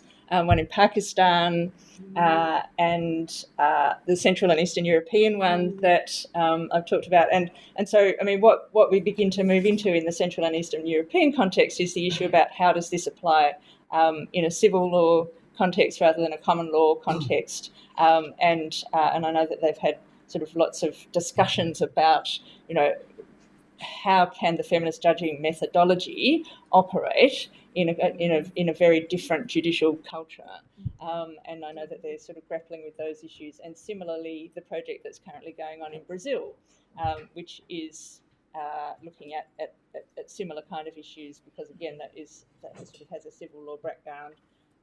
There's a more broader sort of Western European project just getting off the ground. There's a project in Vietnam just getting off the ground, which again, I mean, so their jurisprudential history is sort of, well, it's a mix. So it's a civil law system, but it's a socialist law system, but against a very strong, even older sort of Confucian social norms. And so it's very interesting to see the ways in which they combine together. And I've had a workshop with them relatively recently where they started out saying feminist judging is impossible in Vietnam. It simply can't be done. There is no room in the cases. The judges apply the code, etc., etc. And by the end of the workshop, they were telling me about all the different ways in which it was possible, and in which a feminist approach could be brought to bear within the legal system there. And then there has also been a project which I arbitrarily located in the middle of the Atlantic Ocean, but it's a project on feminist judgments in international law, and it's rewritten the judgments of a number of different regional and international courts and tribunals, so ranging from the International Court of Justice, the European Court of Justice, the Court of Justice of the European Union, the European Court of Human Rights, but also some of the Inter-American Court and the special criminal courts for Yugoslavia, Rwanda, and so on. So that book has been published, and it's a very, very interesting and very sort of thought-provoking collection of judgments. So coming back to the kind of method that pretty much all of these judgments projects have used.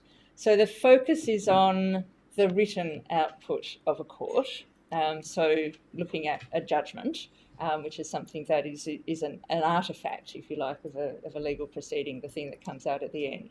And as I said, generally what they have done is to taken the approach that we took in the UK project of imagining an additional judge or an alternative judge on the same court at the same time and subject to the same legal rules and, you know, judicial norms, legal practices. So if it's a appellate decision, you would imagine yourself as an additional appellate judge on the court. If it's a first instance decision, you would imagine yourself as the first instance decision maker in substitution for the decision that was already made. And the point about that discipline of being on the same court at the same time and subject to the same rules. So you can only know what the court knew at the time. You can only use the materials that the court had at their disposal and the resources that the court had at their disposal at the time. And you have to write a plausible judgment, so it has to be recognisable as a judgment of that court. And if you can do that and still infuse a feminist approach into it, then that's a fairly powerful argument that the original decision was not inevitable, that it could have been decided differently. So rather than doing it with hindsight in a way that the Women's Court of Canada did, the idea is to try to do it as at the same time in order to demonstrate that the original decision was not the only possible decision that could have been made. So it really undermines that sort of fundamental, element of the legal system, or the notion the judges say, right, there is only one answer and this is it. So actually, there might have been different answers. And so in terms of what the output, what the feminist judgments have produced, now, so sometimes the feminist method means that the court arrives at a different result. So, in some of the cases that you were talking about, the results might have been different in favour of the applicants. But in other cases, it's not the result that's the problem, it's the reasoning that's the problem. And so it might many of the feminist judgments arrive at exactly the same result, but they get there by a different route. So they change the reasoning, they change the thinking about the issues, the facts in the case, the way that the law might be interpreted, in order to foreground gender issues or sort of feminist theoretical approaches. And that is also, I suppose, something that we didn't really, when we started out, I think we assumed that the cases would always end up differently. You would always reach a different result. But as it turned out, that hasn't always been the case. And in very many cases, in fact, it's the reasoning is as important, if not more important, than the actual ultimate outcome. Okay, so why did we do these projects? There are a number of different motivations and things that we were trying to achieve, and the things that the different projects have tried to achieve. First of all, just I think a concern that for those of us who are feminist academic scholars, that there is quite a lot of work, there has been a great deal of material published, there has been some, reasonable influence of feminist legal scholarship in the academy, in the legal academy, in the way in which law is taught and the way in which law is researched. But the influence on the courts, or the visible influence on the courts of feminist legal scholarship, had been almost non-existent, was negligible. So it wasn't clear that all of this sort of feminist scholarly production was having any influence at all on the way in which law was actually practiced and put into effect. And so part of it was to say, well, we could sit around and wait for several hundred years until there are enough feminist judges on the courts to start making the kind of decisions that we think ought to be made. Or we could do what the Canadians did, which is show them how we think it ought to be done, and try to accelerate that process. somewhat. And I'm not sure, somebody will ask me, well, what impact have you had? And I'm not sure that that's been our strongest impact. Mostly the courts, some courts have been receptive and been interested in the projects, and I've certainly spoken to some judges who have said, reading your book made me change the way that I think about myself as a judge and change the way that I practice as a judge, and change my mindset to take, a different kind of approach to the cases that come before me. But that's a pretty small group of people, and mostly they've politely ignored us. But, it's not the only potential impact that we could have. So a second motivation clearly was just to do the intellectual exercise of implementing a feminist legal analysis into law. Because sometimes, and this is sometimes something that when we're teaching students, the sort of feminist legal theory can feel quite abstract. And we can say, well, this is how we would analyse this situation, and this is how it ought to be. But then, how does that actually apply in a concrete, material way on the ground? So it was showing that feminist legal theory isn't simply an abstract, academic pursuit, that it actually has a real world application and implications in applying to cases that are coming before the courts.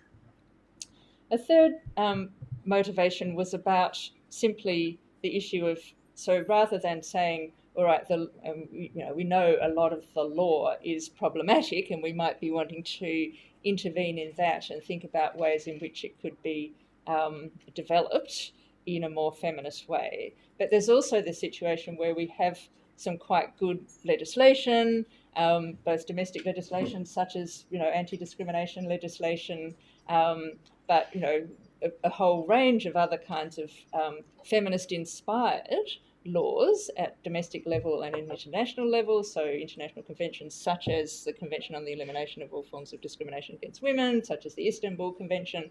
And what we have seen in some cases is precisely the kind of thing that you were illustrating, the courts not getting it, the courts misunderstanding or applying a very, very narrow analysis of what constitutes direct discrimination. If there was another woman who was appointed to the same position, then it couldn't be gender discrimination, couldn't be sex discrimination.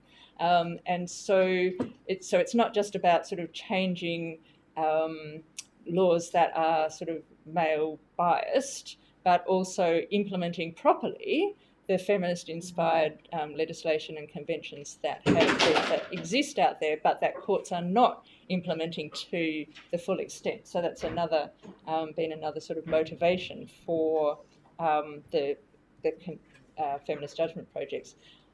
Very significantly, I think just the idea of including women's lived experience in law. So when judges speak, although they purport to be neutral and objective and to float above the world from a position of nowhere, we know very well that that's not the case, that what they have in their minds is the experience of their experience, which has tended to be male experience. And so the kind of masculine biases, the stereotypes, the gendered norms that are applied without question and not even articulated as such or recognised as such, but are simply the way that the law has operated. So what we were trying to do is to correct that bias. So rather than saying, well, and people often come to me and say, well, but isn't feminist judging just a biased form of judging? Aren't you just biased in favour of women? And to which the answer is no. The current law is biased, and what we're trying to do is correct that bias by including women's perspectives as well as men's in the way that law is understood and put into effect. So the experience of the victim of violence or sexual violence, the experience of the victim of harassment and discrimination has to be included in the way that law is understood. The experience of the housewife, the homemaker, the bearer of children, the mother has to be understood, has to be incorporated into the way that law is framed and implemented, as well as the experience of the male breadwinner or the public actor. The experience of the schoolgirl, the woman worker, the welfare recipient needs to be included in the way that law is interpreted and understood, as well as the experience of the sort of standard worker. And then coming into the sort of intersectional issues, the experience of lesbians, of disabled women, racial minority women, immigrant women, which are not the same as the experiences of men gay men, disabled men, racial minority men. There's a gendered dimension to those forms of experience that also needs to be included and incorporated into the way that the law is interpreted, understood, and developed. And so that's been a really very important part of what the feminist judgment projects have been trying to achieve. And then sort of more generally, simply achieving justice and empowerment for women. Many of the participants in feminist judgments projects have usually chosen the judgment that they wanted to rewrite because the original judgment made them angry, because they could see that there was an injustice there. They could see that there was a failure of understanding on the part of the court. There was maybe what we might even say an epistemic violence on the part of the court. It was sort of failing to understand and failing to credit the experience that is being put before them and the claim for justice that is being put before them. And so the concern to empower women, to provide justice, and to disrupt the power structures that subordinate women rather than continue to perpetuate them. So that then brings us to the question about, well, is there any space for feminism in judgments? And if so, where might those spaces be? Because, as I said, what the alternative judgments still have to be plausible judgments. So they are feminist, but they are also judgments. They have to stand up as judgments. They have to be credible judgments that a court could have written. And so, again, a concern that's often raised is the notion that feminist judging is a contradiction in terms. It's an oxymoron, that judging is judging, it's neutral, it doesn't have a perspective, and therefore feminist judging must not be proper judging. And so, all right, well, how is it that feminism can be incorporated into the process of judging in a plausible way? So a lot of it is not necessarily about the law at all, because before you even get to the law, you have to have the facts, and you have to understand the facts, and you have to have a concept of what the facts mean. So one of the really important moves that many of the feminist judgments have made is to place the case and the issues before the court in a broader context. So simply understanding the context in which the issue is raised, the fact, the wider societal pattern that is illustrated in the particular case changes the way that the court might think about it. So rather than saying, here is one person who comes before me claiming this in a completely decontextualized and abstract way, if we put it in context and say, this is a society in which, women are systemically discriminated against, or, this is a this particular issue is one that that many women face, or there are the way in which this has come before the court is against a background of social change or social development, then simply framing the facts in a broader context rather than seeing them in the abstract can change the way that the court thinks about them.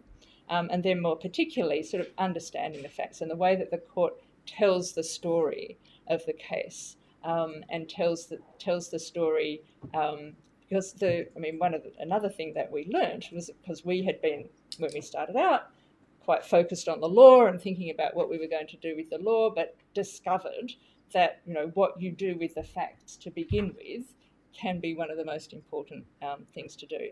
And because the way that the court tells the story and represents the facts sets up the application of the law to those facts. So if you tell the story differently, that can just in and of itself lead to a different legal result. And this became clear to us when we looked at some cases where that had been through several levels of appellate decision making. So there was a first instance decision and then a first appeal and then sometimes a second appeal. And sometimes the way in which the facts were described or the story was represented was completely different, depending, because, and you could see the way in which the facts then set up, were tendential, set up the way in which the judge was going to describe. So they start out describing, again, in an apparently completely neutral way, this is what happened, these are the facts that are before us, and therefore, this is the law that applies to them. But then a different court would select or highlight or downplay entirely different aspects of the story, which would then provide a foundation for a different legal result. And so thinking about the way in which the facts are told is another sort of really important move that some of the feminist judgments have taken. And then, applying the law to the facts. So if you understand the facts differently, then often, almost inevitably, the way that the law applies to them will be different. And so that, again, that sort of apparently neutral move, apply the law to the facts, entirely depends on what facts and how you've understood and how you've constructed the facts. The facts don't exist out there; they are constructed. They're constructed in the judgment, and then the way in which the law is applied to them follows from that. Where there is scope to do so, interpretation of the law or revising the way in which the law is interpreted, and clearly this is sort of more possible in situations where you have very sort of open textured legal rules, so things like constitutional provisions, human rights provisions, which are very open and create lots of scope for interpretation. And so in those kinds of cases, the way in which the court interprets the constitutional norm or the human rights norm, or the sort of the very sort of open piece of legislation can be quite important, and that can be done from a feminist perspective. But even in cases where the law is closed, I mean, so one of the things that happened in our project, there were a couple of cases where the feminist judge started out and said, so this is what I want to achieve. So I want to change the way in which a particular legal provision has been interpreted, because I think it's been interpreted too narrowly and I want to expand the interpretation. And then really found that in the course of writing the judgment that was impossible, that there was no plausible scope for reaching the conclusion that they wanted to reach. There was the law simply, it has hard edges, it has boundaries, and there was no possibility for them interpreting it in the way that they wanted to interpret it without sort of transgressing, all the norms of statutory interpretation. So, but then what these judges then did was to say, I would have liked to reach this decision. The law doesn't allow me to do so, but I call on the legislature to amend the law. So it's commenting on the law, even if you can't produce the change in the judgment that you might like to do. And so that was one sort of thing that the people developed, or a way of saying, look, as a judge, I'm bound, my hands are tied, but in terms of the moral position, I wish it were otherwise, and I would like to see a change to the law. And again, that's something that's more acceptable within some judicial cultures than others, but where it is possible. Others, some judges, in fact, commented in the way of issuing an apology to the claimants, so saying, I am bound to make this decision, but I apologise, on behalf of the court for the fact that, we cannot provide justice in this situation, and we call on the court. So, that's quite a powerful statement about the ways in which the law fails to incorporate or enable a sort of gender justice in the particular case.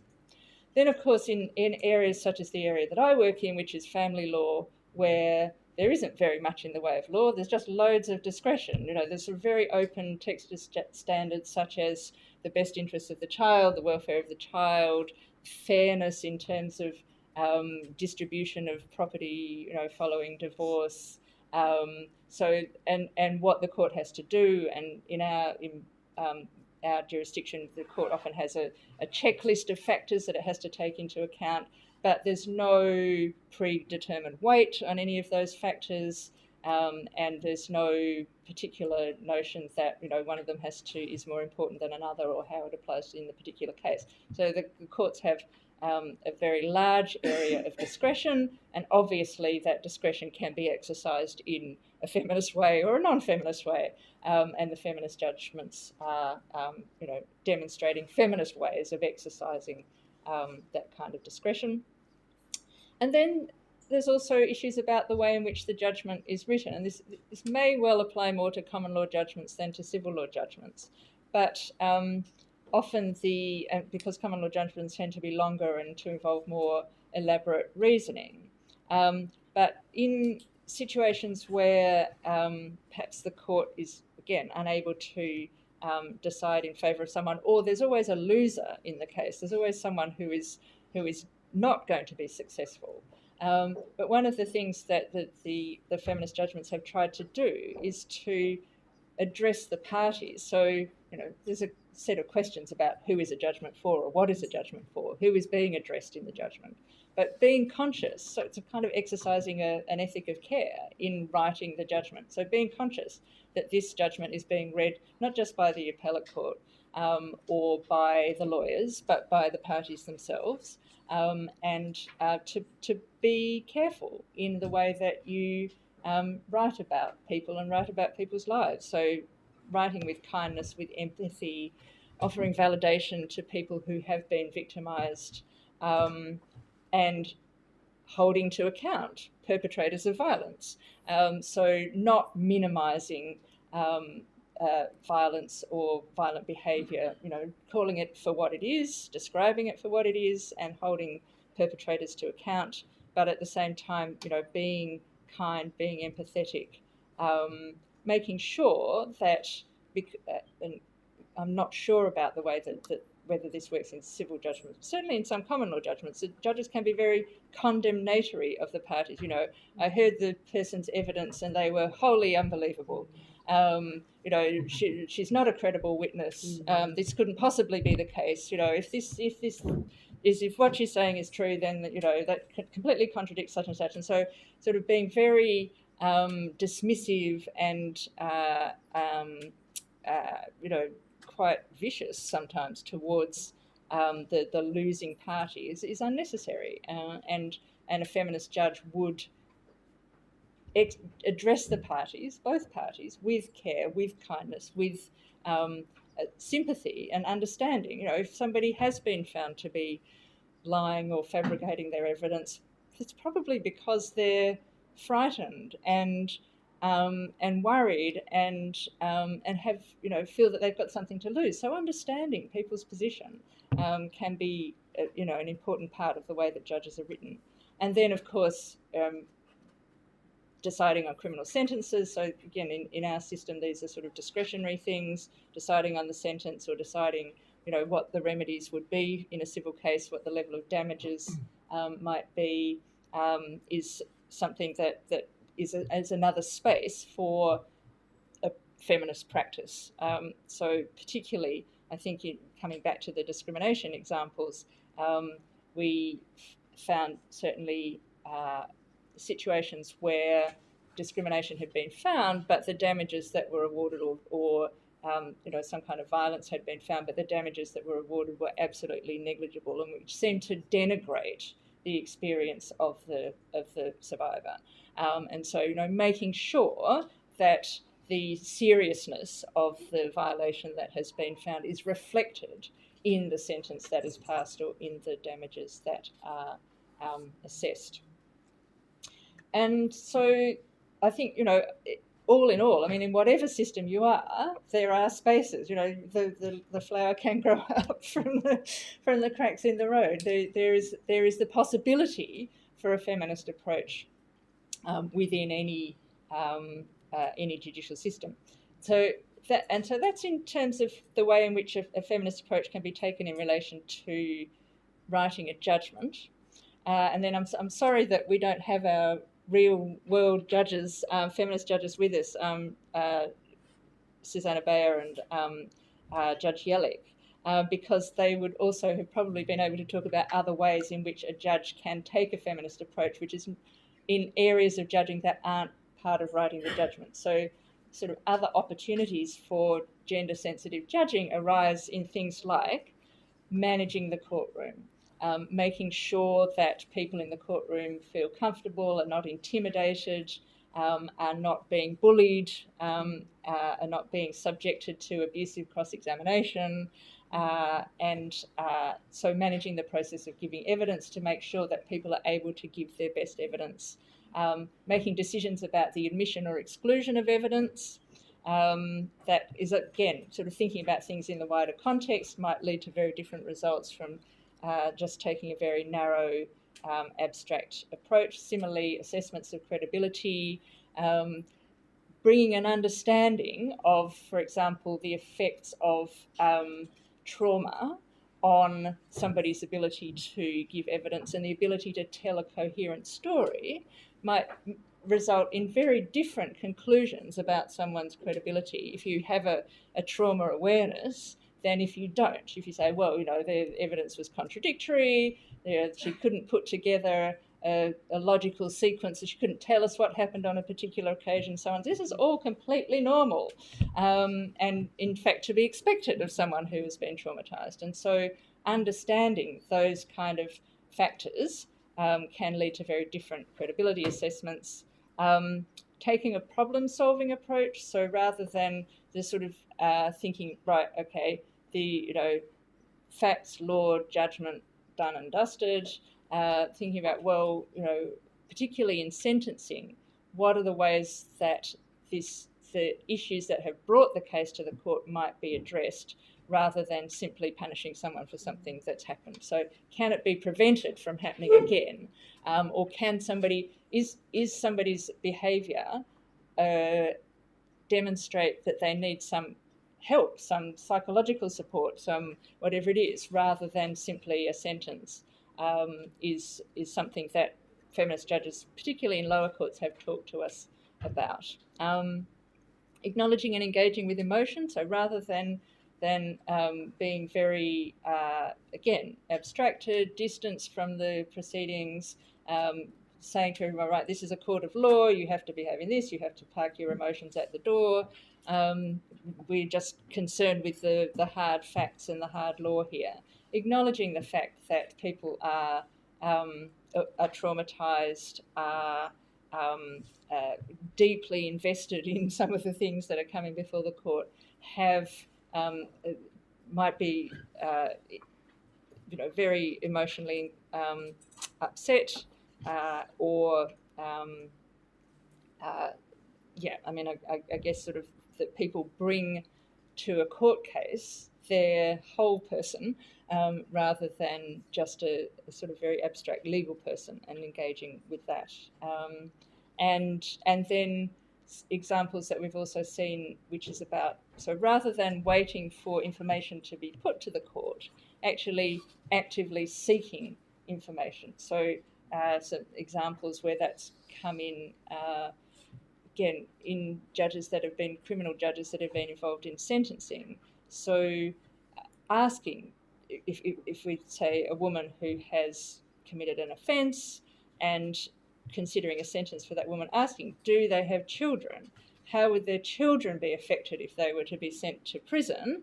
And can we find a way of sentencing them that doesn't have an adverse impact on the children? Sometimes needing further information in order to understand the full picture, understand the context, understand the person's motivations, and asking for that information, rather than simply relying on what is put to the court by the lawyers or by the person themselves. And that's very often an issue. So we have a particular issue in our system at the moment because there have been very severe cuts to legal aid, which means that particularly in family courts, a great many of the people who are appearing before the court are not represented by a lawyer, so they're appearing in person. And so they don't have an understanding about the legal process, they don't have an understanding about what the rules are, what information the court wants, and so on. And so rather than, sitting back and pretending that they've got a lawyer in front of them and saying, right, well, if you didn't put that issue to me, then I'm not going to deal with it. It's actually taking a more active approach and eliciting information that the court needs in order to make a fair decision. That I would also categorise as a feminist approach to judging. So that sort of gives you a very broad overview of the feminist judgment projects and other ways in which feminist judging might be possible, arising from some interviews that we've done with feminist judges and documenting and observing examples of feminist judging in the real world, as it were. But I'm very happy to answer any questions or discuss it any further. Thank you.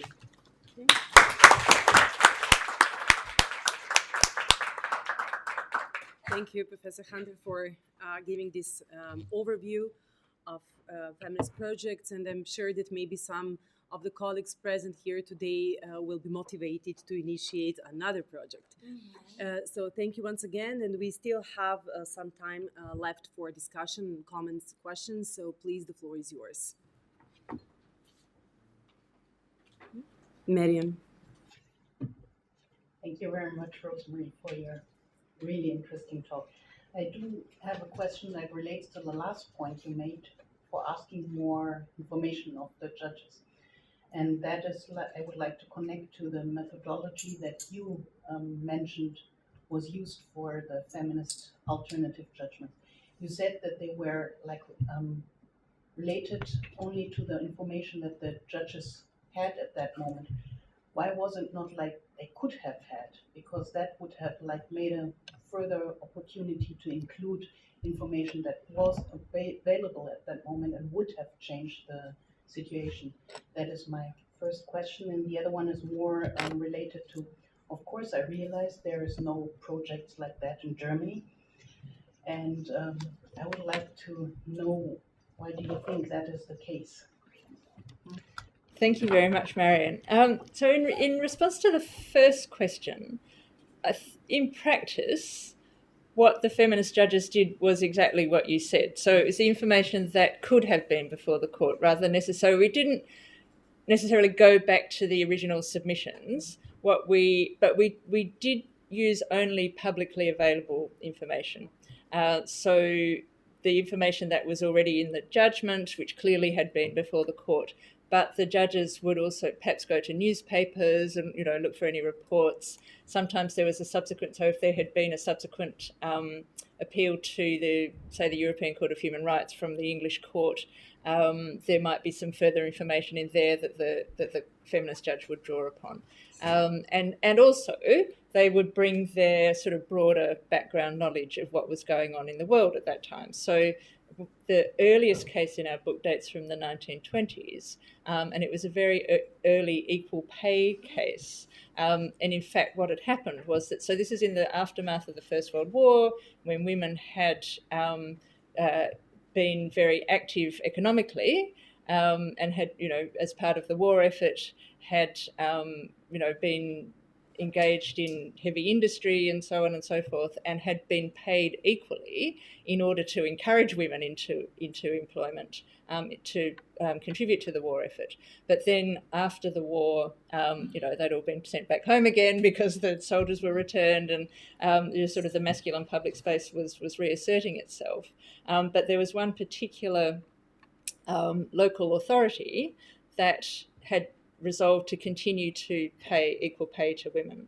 And that was the decision that was being challenged, because they said that was a completely, on behalf of the local ratepayers, the argument was that this was a completely unreasonable decision, and that, of course, it was obvious that women should be paid less. And, in order to protect the revenue, they should not be wasting their money giving women equal pay. And the feminist judge, of course, refers to the broader context of the war and women's engagement in public employment during the war, and the sort of the international efforts that had been going on, the work that was then being done in the League of Nations around women's work and equal pay. So, yeah, none of that was probably raised in the court, but the feminist judge was able to raise that information up to the point when the case was decided. What they couldn't, of course, do was refer to things that had happened subsequently or decisions that had been made subsequently. Although, of course, it's also very difficult to really exercise that discipline very strictly, because if you know, for example, that a case that was decided 10 years later, had some very good reasoning in it and reached a different kind of result, then you might prefigure that decision by not referring to it, but being aware of the kind of arguments that could be made. So, yeah, but certainly they felt free to use broader material, anything that would have been available to the court. That's a fair point. In relation to the project in Germany, there is actually someone, Stephanie Pletz, who's at the University of Sheffield, I think, in England, who has been trying to work on a German feminist judgment, or trying to initiate a German feminist judgments project, and I think has come up against this issue about the nature of a judgment and finding it difficult to work within the parameters of the kind of things that German courts produce. Although I think she is now working with the people in the Central and Eastern European project, so they've kind of, or the Western European, actually maybe it's the Western European, it's the Western European project. So they've joined forces to think about that. But I think Stephanie has also come to the conclusion, or was thinking, well, maybe rather than doing a feminist judgments project, we need to be doing a feminist recodification project, so sort of rewriting the actual code or the legislation from a feminist perspective. And there are, in fact, now a couple of feminist legislation projects going on, sort of thinking about how would we rewrite the statutory law from a feminist perspective. So that's sort of a bit of the direction that's gone in. I'm super curious about all that is that we all had that in the past already. Yeah, right, okay. Yeah, interesting. Yeah. Thank you. Diana? First of all, thank you for interesting and very, very important presentation. And actually, I would like to hear your opinion about the most important case in the world, Johnny Depp and Amber Heard. So what do you think? Wouldn't a decision be different? Well, it was decided in civil procedure and by the jury. What do you think? Would the decision be different if was approached by feminist perspective? And can you comment on that case? And do you think that actually gender stereotypes had an impact on that case and on jury as well, which is the part of general public which is full of gender prejudices? Thank you. Okay, so when you say the most important case in the world, the one that immediately comes to my mind is the U.S. Supreme Court. So is that the one? Which one are you talking about? I made a joke because it was more media covered than any other case, and than the abortion issues and rights. Yeah. Okay. So but that's not a case that involves juries. There's no jury involved in that case. It's a civil case. Sorry. She's talking about the case of Johnny Depp and... Oh, the Johnny Depp and Amber Heard, right. Oh, okay, sorry. Okay, got you. Yeah, so it's an interesting question about the in terms of the cases that do involve juries, and obviously there's a whole sort of different thing because the power of the judge is limited in those circumstances. And although certainly in some of the feminist judgment projects, some of the cases have been about the directions that the judge gives to the jury. So obviously the jury makes its own decision, but prior to doing that, the judge has to explain the law to the jury and explain how they have to decide, the procedure that they need to do and the law that they need to apply. And there's been particularly in relation to sort of rape, child sexual abuse, gender violence kind of cases. The issue about jury directions has been quite important, and particularly sort of giving directions along the lines that I was talking about well, you might think that how to assess credibility and things like that can be an important part of juror directions to overcome stereotypes or sort of perhaps typical assumed scenarios that jurors might be applying, and to overcome things like rape myths and notions about how people behave or should behave. But in relation to sort of Johnny Depp and Amber Heard, I mean obviously, if there hadn't been a jury, if there had been a judge and it had been a feminist judge, it might have come out rather differently.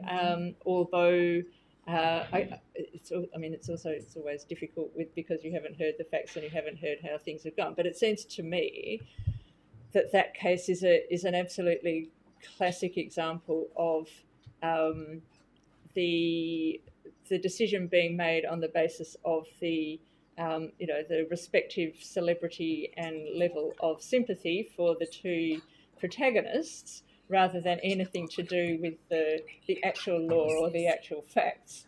And so, it's almost impossible to see, in a context where you do have a jury making those decisions, it's almost impossible to see how that can be counteracted. It might be an argument for saying that you shouldn't have juries in those kinds of cases.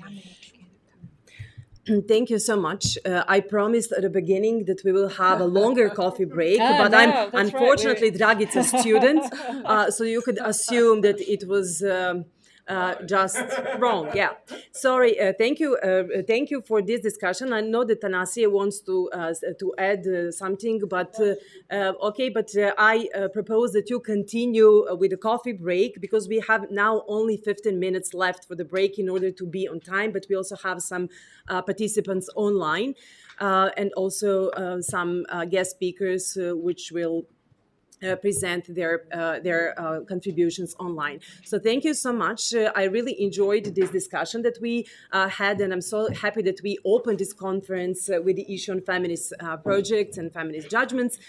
Thank you once again, Professor Hunter and Relia, for your great presentations, and I wish all of us good luck until the end of the conference. And Professor Hunter will be with us for the whole 2 days, so we will have more time to discuss issues that she opened. So thank you so much, and we will see you in 15 minutes here.